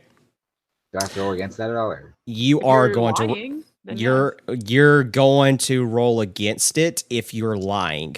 I am lying. I'm gonna go into that fucking room. Inside 17. Okay, so it's a tie. So I'm going to make both of you roll a wisdom check or a wisdom saving throw without any modifiers. So roll me a d20 and whoever gets the highest will determine the result. 17. Okay. 4. 4? Okay. You have no idea that he's lying to you. Okay, if you promise. Yes. If you break that promise, I'm going to be sad. Okay. Going to the right. So Okay. Head to the room on the right. You're going to head to which room on the right? There's 2. The one directly adjacent to the screaming door. Okay, cool. You walk in there, and it's a child's room. You walk in there, and it looks like that it's dusty, it's moldy, it hasn't been very well taken care of. Laying on the bed is a skeleton of a child, still fully clothed. No. The corpse looks like that whoever this child was died in peace. That's nice. I vote we leave as soon as we get whatever we came here for. I swear to God, if that fucking flower's in the screaming room, I swear. I wanna. So we can still hear the screaming, right? You can still hear she is wailing. I want to check the wall like against. That's like connecting the two. Okay. And see if I can look through anywhere, like there's a hole or something. Roll me I'm going to say insight or perception, whichever one is your higher of the 2. Perception. Okay. Come on. 12. 12? Okay. You don't see anything to see through into the next room, but I will say that you do roll high enough to notice that the wall itself is not a typical wall. Ooh. In fact, when you tap up against it, it sounds like it's made out of metal. It's almost like someone was trying to keep this child in here. Oh, that's so sad. This is unsettling. I don't think we should have taken this job. Well, think about the flower. Oh, yes, the flower. Oh, yes, the Oh, yeah. flower. The flower that somebody died for, apparently. I think we know Yeah, how. but it's really pretty. Yeah, but life is also very pretty. You I- can see a lot of that. Yeah, but like, Tomo. okay, well, we're already here. I know. And we can leave really easily. If you guys want to leave, you can leave. We're not gonna leave. We promise this guy. Oh, yeah. I am a squirrel of my word. Okay. So what do you do? Do you explore this room a little bit more, or do you go to a different room? Explore a little bit more in this room. Yeah. Okay, fantastic. I'm going to say that all three of you now need to roll insight checks. Insight checks. Soft Okay. 20. Also soft. No, wait. Yes. Also soft 20. Okay. Classic 20. 17. Another dirty 20. So everybody got 20s. Everybody Wow. got 20s. And we're Beautiful. on the Dirty 20 podcast. I feel Yeah. like Fantastic. I love it. So you rummage around this room a little bit. You kind of go through each of the different drawers. You kind of you make sure not to disturb the bed, but everything else you kind of go through. Tomo, in one of the drawers that you see, you open it up and it's towards the wall that you tapped on to see if you could find a hole in the wall to look through into the next room. There's a little bitty table that it looked like that this child was able to sit at and do whatever she wanted to at this table. There were several drawings made by this child. One of them catches your eye, however. It's a picture of her in the center. Next to her is a woman, and she looks to be like she was a blonde, and she was elven of a sort. However, behind the two of them is something that honestly sends shivers down your spine. It looks to be like half elf, half spider of an enormous sort. holy shit.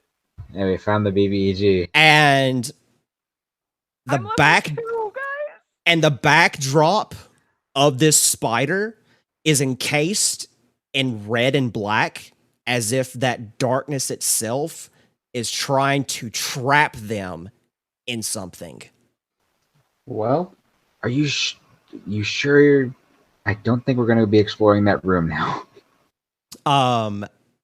To continue on with the rest of the group, Clove, you go to what essentially looks to be like where she would keep her valuables. Mm-hmm.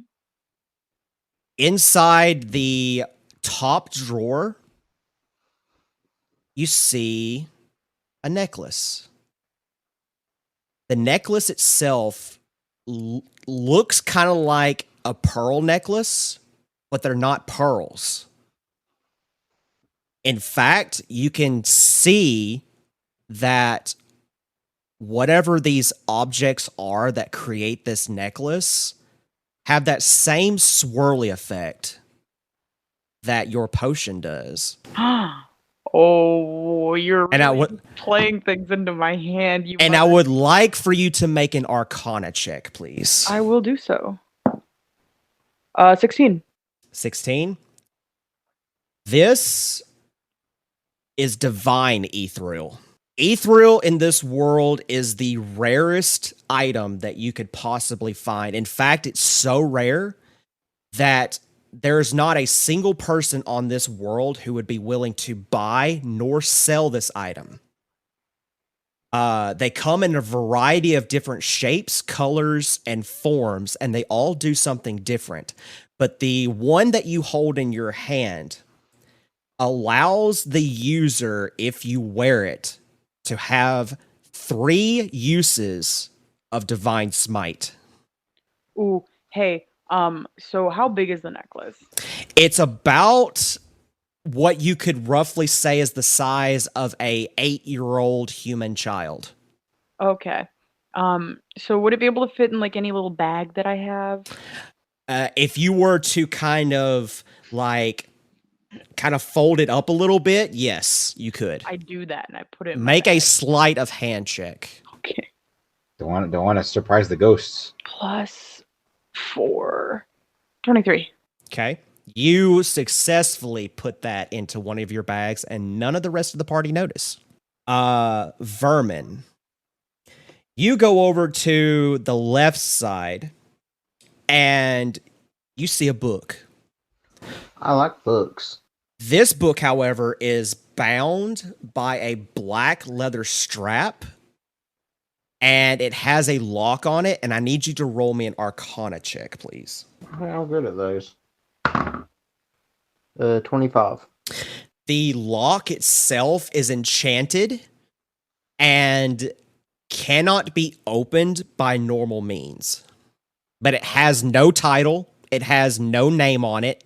It's just it's a white leather bound book with a black leather strap holding it in place with a magical lock to keep it shut.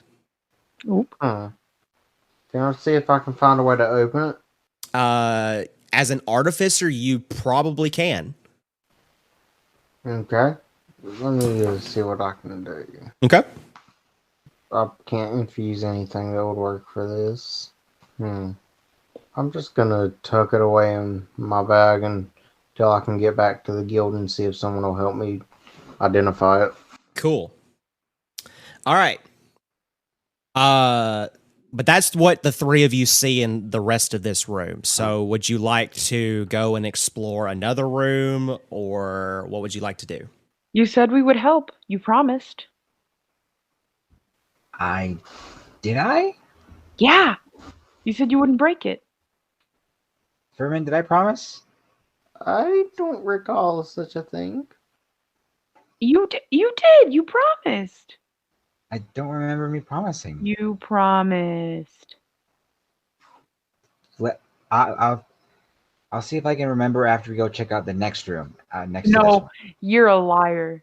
I'm not lying. What are you You're talking a about? liar. You're both liars. What did I do? I made you the necklace. I'm going to ask Clove something. Okay. You're closest to the door, and it is open. Oh yeah, I dash the fuck out of there. Beautiful. And none of you can roll for it. By the time she reaches the door for the middle room, Clove, you see it before the rest of the party does. But it's not what you think. It is, in fact, a ghost, and it is a woman. In fact, it's the woman from the drawing that Tomo found. She's sitting at her bedside, and she's crying. Are you okay? She looks up and sees you, and she says, Oh no, you poor child. What are you doing here? I heard you crying. I've lost my child and I can't find my husband either. Where did you see them last time? I.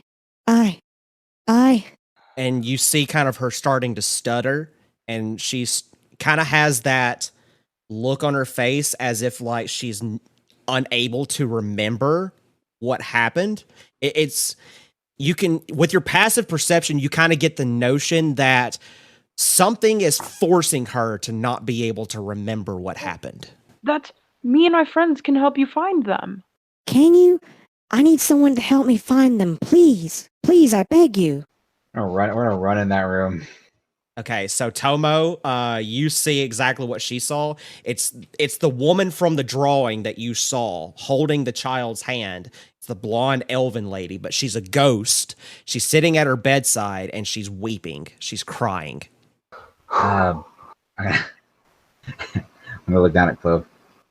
She This needs is to not- help. We need to help her find her husband and her son. Okay. She needs help. I told you. Yes, you did. But that does not that does not justify you doing that. We're gonna have a I talk later. promise Once we we're will out of help here, we're you. gonna have a yes, we will help. We're just gonna have a talk about this later. You're not And my dad. At this point, I Ugly am. ass fucking noodle head.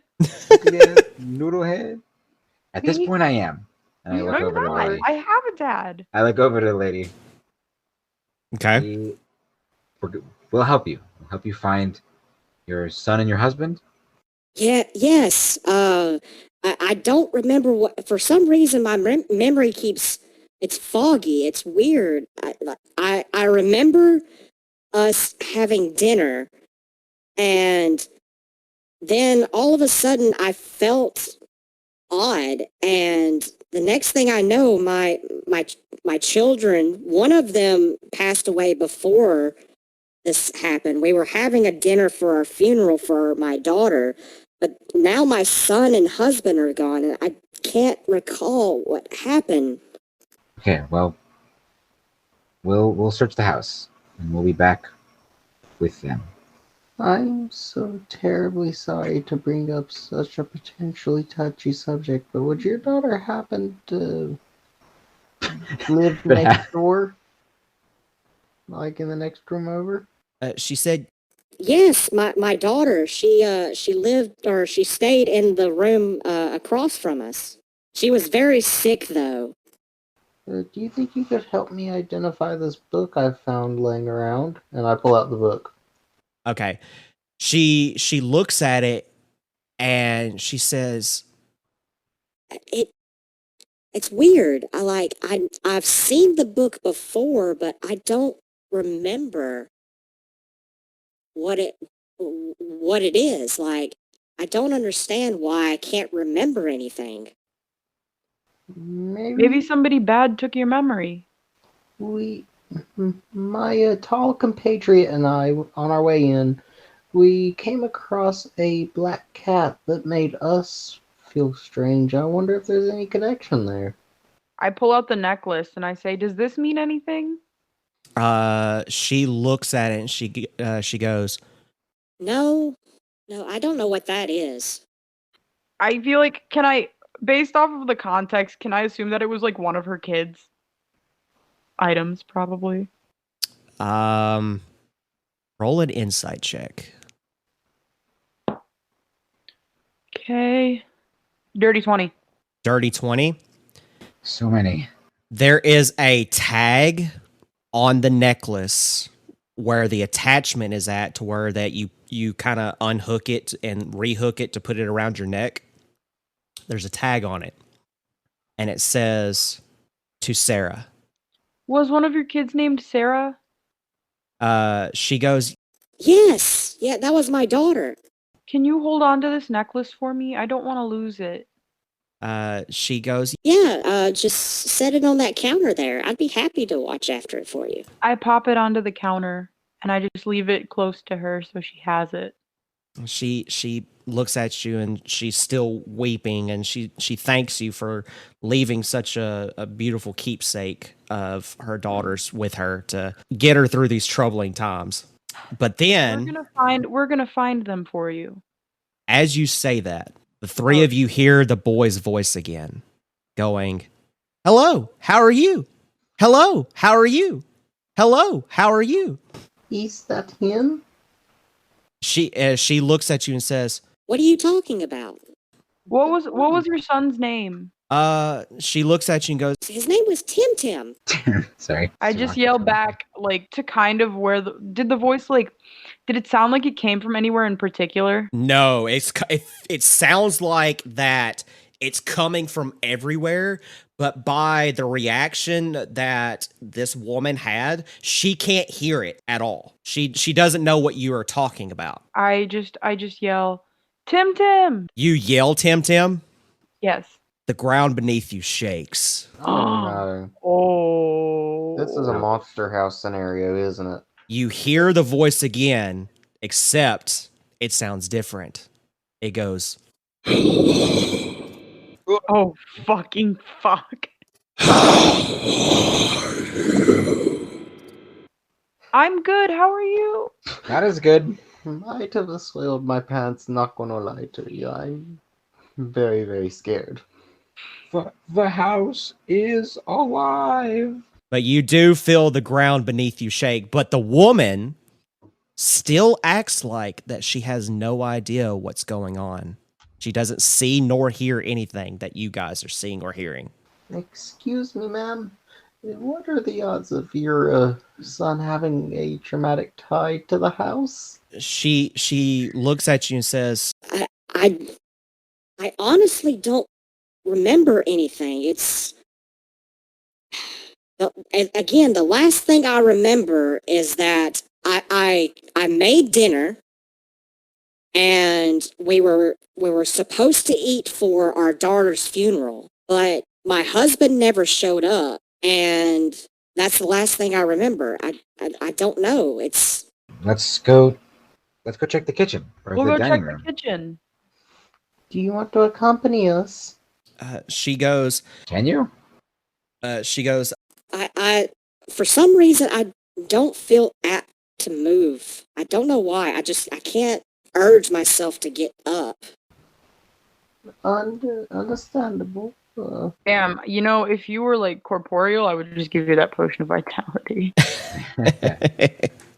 I have an idea that may or may not work. It may make our situation worse. Do you guys want me to try it? No. How much worse are we talking? Like maybe angering a ghost house? No. Maybe don't. Nope. Okay, last resort. That's all. Yeah, let's call that a Hail Mary. We're gonna go inspect the kitchen. okay. Look for it at least. You go back downstairs, and the kitchen is actually on the left-hand side at the very back door that was closed. You get into the kitchen. Out of all the rooms that you've been in so far, this room is the cleanest. You walk inside, and it almost seems as if that the story that was told to you about this dinner almost didn't happen. There are no plates. There are no silverware. There's actually the only thing that's in this room is the table in the middle of the room with the chairs around it. It's pretty much barren. Oh. So no corpses or Weird. anything? There are no corpses. Nothing in this room at all. Let's look around, inspect. Okay. Roll perception or investigation for the three of you, if that's what you would like to do. Okay. I'm going for perception. Oh no, it's a 7. Okay. 20. Soft 20. So many dirty 20s on here. So Fantastic. good. It fits. It's so fitting. It's beautiful. We never roll like this in our game. I do. Yeah, you do. Of course you do. All right. So what did you get, Clove? Or are you inspecting or investigating? I'll investigate, and that is a 15. Okay. So Tomo and Clove, you get like a really bad stench. It smells like something is rotting. What do you do? You said a soft 20 for you, Tomo, right? Mm-hmm. Okay. I'll say for you at least, you know the general direction of where the smell is coming from. It's coming from what you would have the equivalent of like an oven would be at the far end of the room. An oven and there's a Like it's what the fantasy equivalent of like an oven would be. It's a flesh smell coming from the oven. That's not fun. Hey, go to open. You go to open it Oh. With in I want to try to open it with my staff. your staff. Okay. And it's like You pull on the door, there is a head. Fuck. On the inside, it's the head of a boy. And the boy is saying, "Hello, how are you? Hello, how are you? Hello, how are you?" Over and over. And over. Tim? You feel the ground shake again. God. Names have power, guys.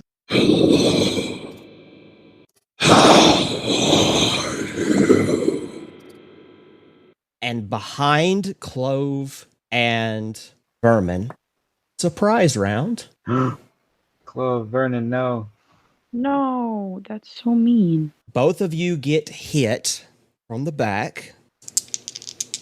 Nope, not 2d6 one. Clove, you take 3 points of damage. Okay. Vermin, you take 6. Okay. Oh. And you both see 2 skeletons come from the closet door that was sitting right next to the door that led into the kitchen. And I need the 3 of you to now roll initiative against 2 skeletons. Skeleton in the closet. 8. Okay. 12. I rolled shit. You're gonna think I'm full of crap, but I will send pictures if I have to. Yeah, what'd you get? Another nat 20. Okay, that's fine. All right, so go ahead and go first. Go ahead and go first. They are 5 feet away from you. Okay, and Clove is with me, right? Clove is standing right there next to you. Yes. I'm gonna cast Sanctuary on her again. Perfect.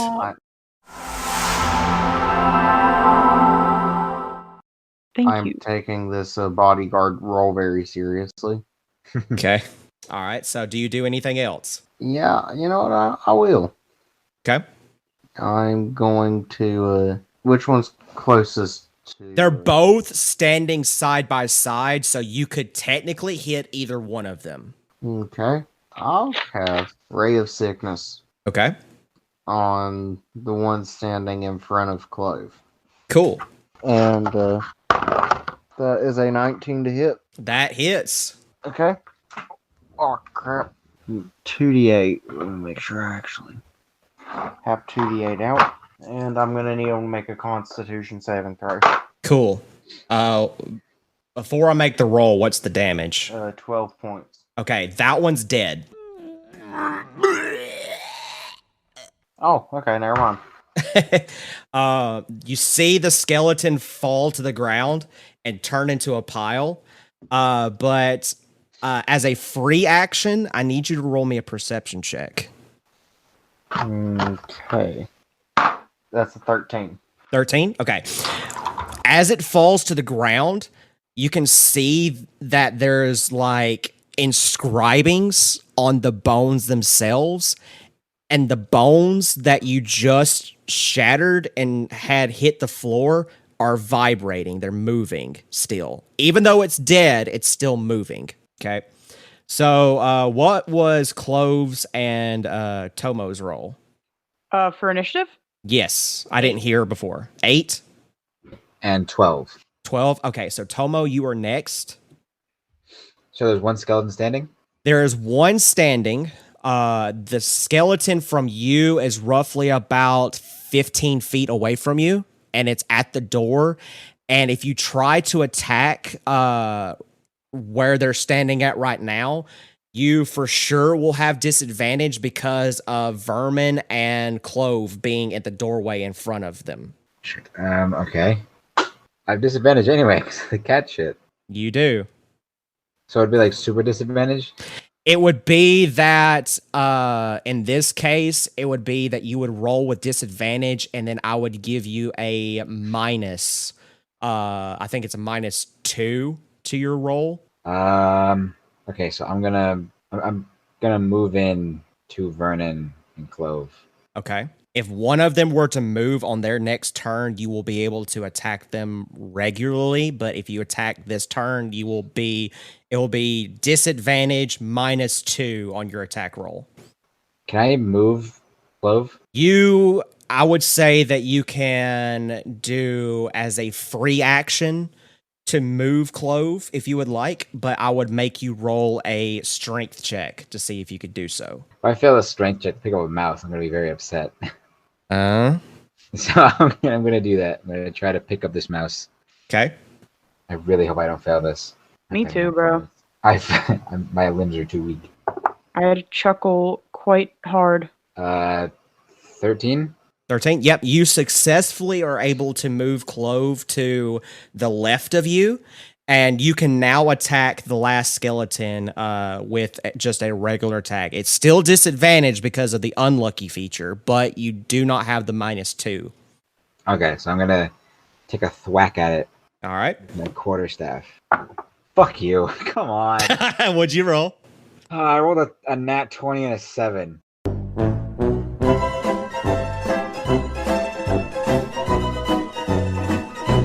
Okay. All right. So it is dead. It's straight up dead. And it does that same thing where that when it falls to the ground, it's still moving, it's vibrating, but it's not doing anything else. And you can see the inscribes form on the bones. And now is the layer action. I need each of you to make dexterity saving throws, please. Oh. 10. Okay. Come on, Dexter's Lab. 18. Okay. Oh, look. That one off the laptop. That's a 9. Okay, so Clove and Vermin, both of you fall to the ground as the ground starts to shake again. You are now prone. And because Tomo was successful with the roll, I need you to roll me either an insight or a perception check, please, good sir. 14. 14? Okay. So as the ground shakes, you can hear behind you the head is moving. You turn around and see the head is floating in midair, and it's got a green aura around it, like greenish blackish aura. And the skeletons that were just sitting there that you thought were dead merge together and become a minotaur skeleton. Oh, Christ. fuck you. The minotaur skeleton did roll 1 point higher than Clove, and it's going to attack Tomo for that rolled on the floor, so that does not count. Does a 16 hit? It does not. Okay. All right. So you see as this minotaur takes his first swing and tries to hit you with one of the long swords and hits to the side of you, takes the second swing. I believe a 19 would hit you. It will hit. Okay. So this one will hit you for 6 points of damage. So the second long sword swings at you and hits you and grazes the side of your arm and puts a nice little nick on your arm. But that is the Minotaur's turn. Clove, we're now to Alrighty. you. And you are prone. Okay. That is fine. You know what? Oldie but a goodie. Let's cast Thunderwave. Cool. So it needs to make a Constitution save. Yeah, that's what I was trying to wait for. It was Dex or Con? I couldn't remember. Oh, Con. That is a nat 1. So 7 points of damage. beautiful. Okay. You see as this skeleton minotaur, it takes the thunder wave and it does that cartoonish thing again where it starts to shake and kind of like act like that's being zapped. Is that your turn? How is it within melee range of me? It is within 5 feet of you, so yes. Okay, give me 2 seconds because I Sure. think I have something that I can do for this exact scenario. Okay. But, let me see real quick. Yep, I'm gonna run away. Cool. You do that. So the head is last on the initiative. and I am going to cast. What do I want to cast? I am going to cast Acid Splash, and I'm going to have each of you, because you're within 5 feet of each other, make another dexterity saving throw, please. Okay. 11. Nat 20. 7. Okay, so Clove, what did you get? Because I couldn't hear you just now. 11. 11. Okay, so Clove and Vermin, you both fail. You are going to take 4 points of damage each, acid damage. And Tomo, you take nothing. That is the 4? 4, yes. That is the end of the head's turn. We're back at the top of the order. Vermin, you are prone. What do you do? Muted. Hopefully, he is muted. He's muted. Oh, I just now noticed. Sorry, I thought I was unmuted. No, you're good. I was over here saying, "Oh, I guess I got to get up," Yes, yes. and that is a 4. I don't think I'll be getting. You up do anytime not soon. get up. Denied. You do not get up. That is the end of your turn. It is now Tomo. I'm going to attack the big dude. Okay. Now remember, you have disadvantage. I know. Fuck. That's bullshit. Okay, does a 12 hit? Actually, it does. Okay, cool. So, and I have to do a 1d4, right? It's a 1d4 plus whatever your additional modifier is. Oh, sick. Max damage, 8. 8? Okay, cool. Are you going to do unarmed strike as well, or are you going to do flurry of blows? I can do something with flurry of blows. So look at it real quick. Do thingy. Where is it? So I can do some cool shit. Yeah, actually, I'm just gonna do an unarmed attack. Okay. Flurry of blows. Sure. All right, see if you hit. Dice, gimme. On it. Hit. What'd you get? So stupid. Got a nat 1.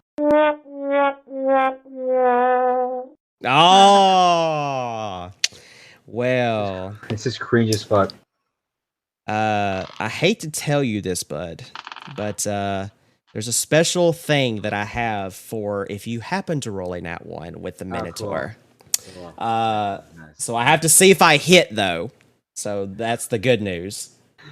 This is so cringe. So I can take a short nap in between combat. I did roll a nat 20. Fuck you. So you are going to take 2d6. You take 6 points of damage from a double slash, and I now need you to make a strength saving throw. Strength saving throw. 14. Okay, you do not get pushed down, so you are not prone. All right, so it is the layer action.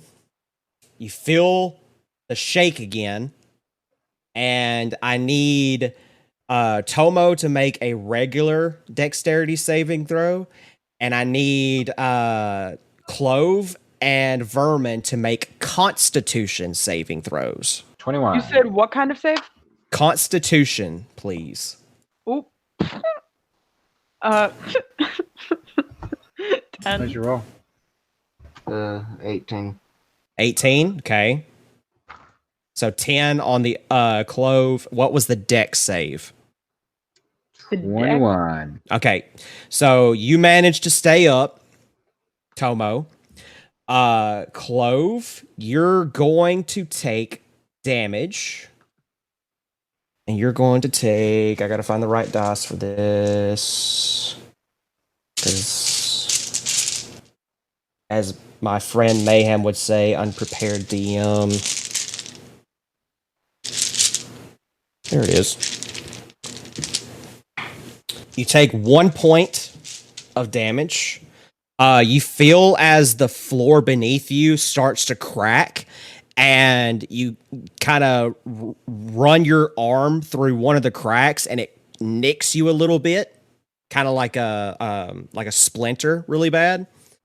But you take the 1 point of damage, and Vermin, you are safe. You did not take any damage this turn. Good, because I'm on like 7. All right, so Clove, it's over to you, and you are still prone. All right, I can be prone and cast a spell. I'm going to cast Thunderclap. Cool, go for it. I need a con save. Yeah, I'm getting it now. That is a 15. Does that save? Fucking yes. Okay. All right. So do I take half damage or is it? Nope, it's a cantrip. Okay, gotcha. All right, so I take nothing. Fantastic. All right, back over to the head. The head is going to cast. I'm going to make this fun. I'm going to cast Hideous Laughter on Tomo. So I need you to make a Wisdom saving throw, please, good sir. Okay, you're playing to my strengths. Thank you. Set now. What'd you roll? That's a 15. 15? Okay, you did pass. So nothing happens. So you're good. All right. That is the head's turn. I am unbeatable. Vermin, we're back over to you. You are still prone. Let's try this again. Perfect. That's a 4.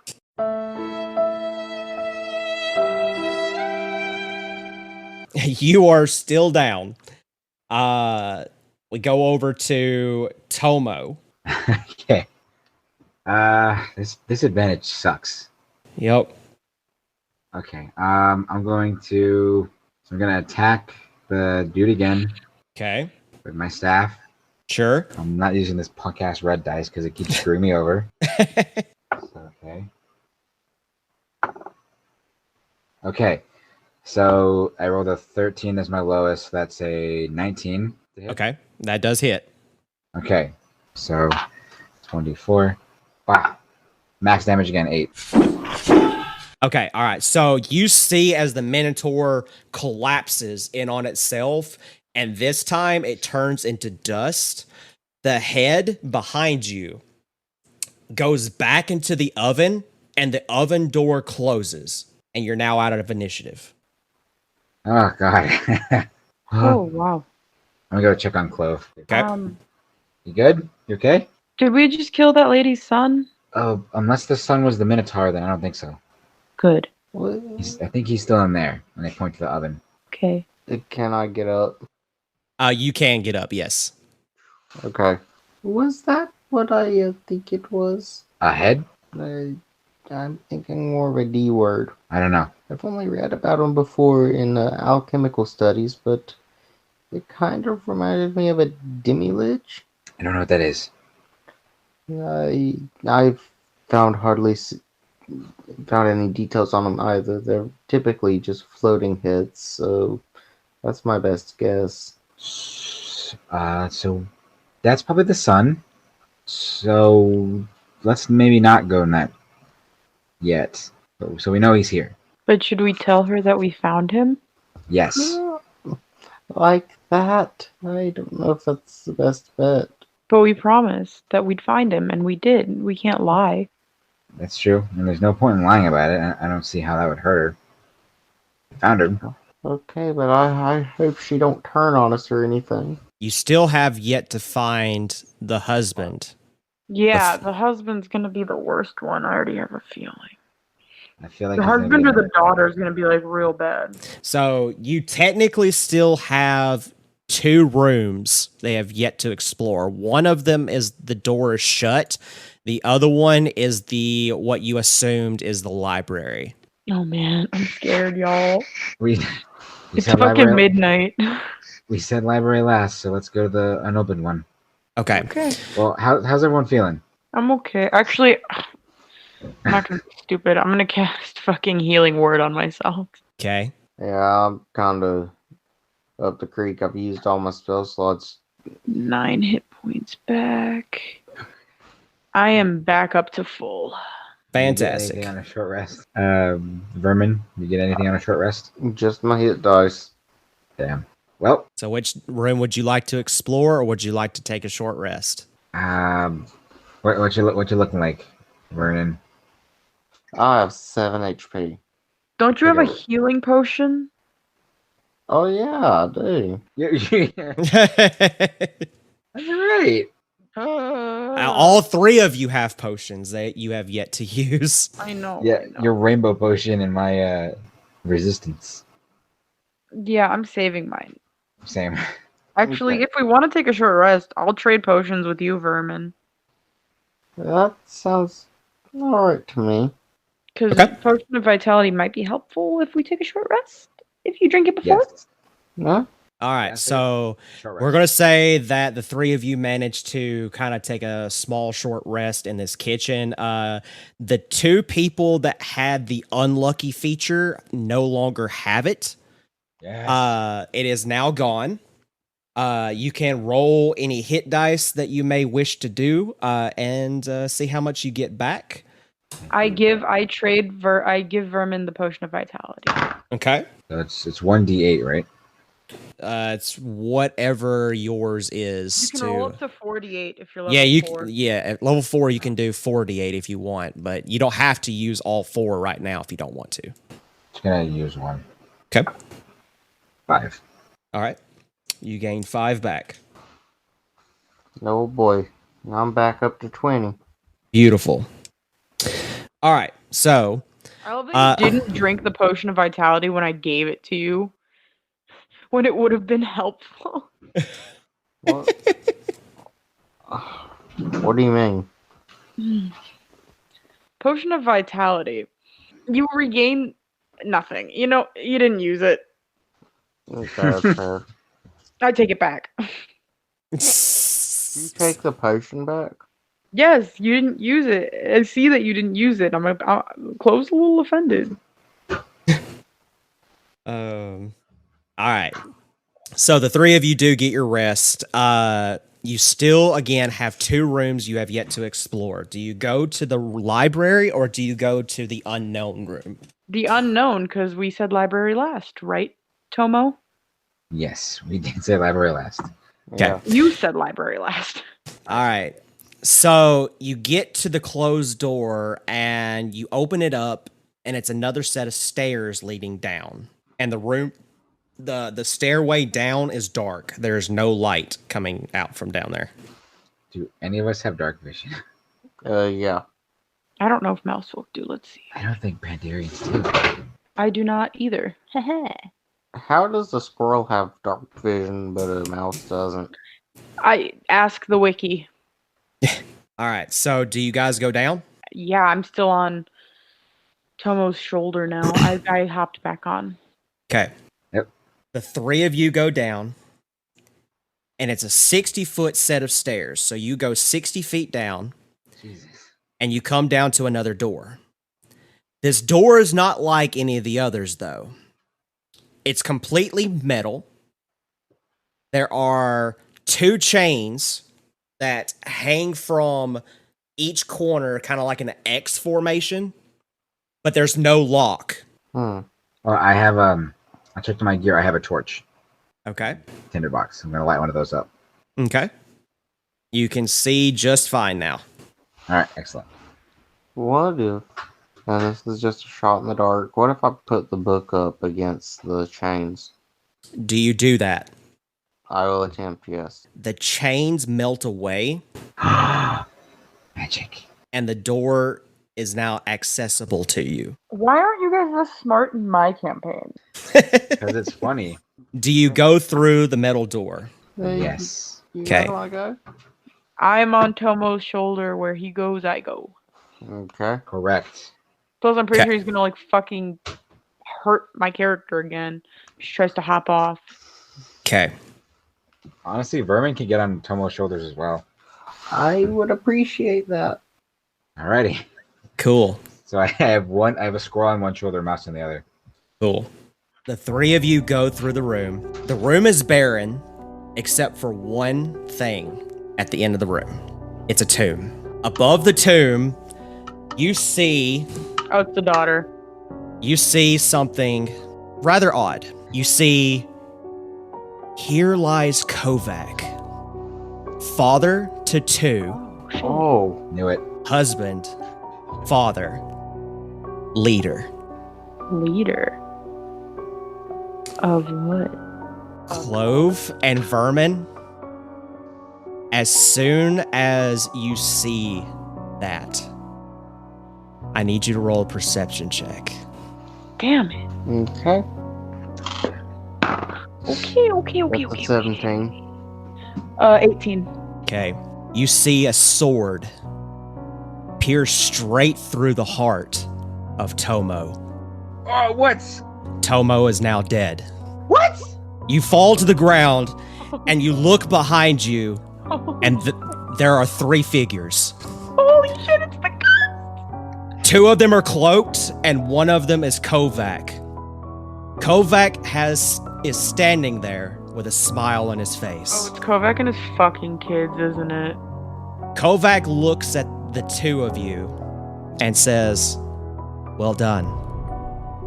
Thank you for reminding me how easy it is to manipulate Arrogant fools. The two individuals with the cloaks on take their cloaks off. You see two vampiric dwarves. We were just trying The two vampiric dwarves immediately lunge for Vermin and devour every last drop This of is his so cringe. blood. I hate you. We were just trying to help. What do you mean? I just wanted to help. You then, Clove, hear somebody coming down the stairs. You look to the end of the stairs in your frightful state, and it's a dragonborn with another black cloak. Fucking. He looks at you and says, "Hold on this one. I want to have fun." Can I smoke some dank kush? Can I light a blunt? Time. You're 8 years old. Do you know how? Yes, I've seen it happen. I'm going to allow you to do that one final act if you wish. What color would you like to smoke before I tell you what happens with this dragonborn? This is cringe as fuck. You know what? Just for fun, let's do purple. Purple? Okay. I want my last words to be blaze it. Okay. Let's see what happens. Fuck you. You got a good roll. Now I have to find my wild joint surge table. Oh my god, I'm gonna scream. This is so funny. We were just trying to help that lady find her husband and kids.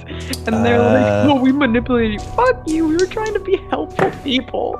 I didn't even get a chance to live. You're alive. I'm just about died. to die. I didn't have a chance to say anything. It's Hergus Burgers Part 2. Straight up. Fuck. Hey, I'm working on bringing Hergus back. I know. I'm not coming back from this one. Oh, that's the wrong side. Hold up. This is beyond cringe. Rip Kung Fu Panda. Straight up, you killed Poe. It's not Poe. That's copyright. It's Tomo. Okay. You mean Walmart Poe? Okay. Are you ready for this? Oh, Sure. yeah, really, yeah. You are the luckiest son of a bitch I have ever met.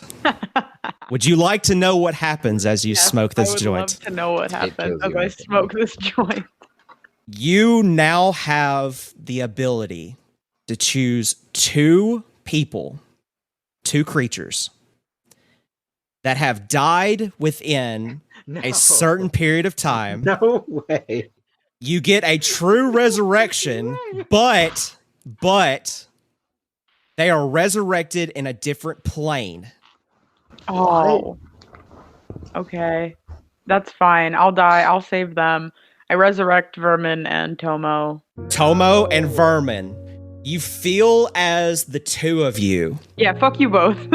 start to slowly come to life. You feel as your spirits are returning. You can breathe. You get that But as you do so, you wake up in a different plane. You don't know where you are. You don't know what's going on. But to go back to our good friend Clove, Oh, Yeah. no. the Dragonborn walks to you Yeah. and looks at you. I need you to roll me an insight or perception check as he Which comes. Perception's better. Perception? Cool. That is a 16. On his cloak, you see a familiar sigil. It's the sigil of the poachers. You know the poachers as to be your mortal enemy group. These are the people that you despise more than all other people in the existence of the world. He has a wry smile on his face and says, "This is going to be fun." The last thing that you hear is the screams of an innocent child. No. And that is where we will end our session. It's okay. I saved my friends. I saved my I'm so upset. Saved No. my friends, y'all. I hate you. Your saved- campaign, this one shot sucks. Don't be a dick, Jacob. You're not invited back to our get to be. I don't think you have that choice. I don't, but I'm just saying it out of anger. You know what, Jacob? I literally saved your character's ass. So You shut did. the I'm not going to lie. The fact that you did the wild joint surge and you got that fucking lucky on that roll, this now gives an opportunity that I did not expect for these two characters to return. So you never know. Y'all, I can't believe that just happened because holy shit, I've never been so lucky in my life. How the fuck did that happen? Also, That's- look at this. Stop flexing your money. Jesus Christ. All right, Every guys. Fucking Google Hangout. That is the end of our session. Thank you guys so much for listening in to this one shot with my wonderful friends here from Chaos Crits. Would you like to say any final words? Yeah, you know what? I'm happy with how it ended because you know what?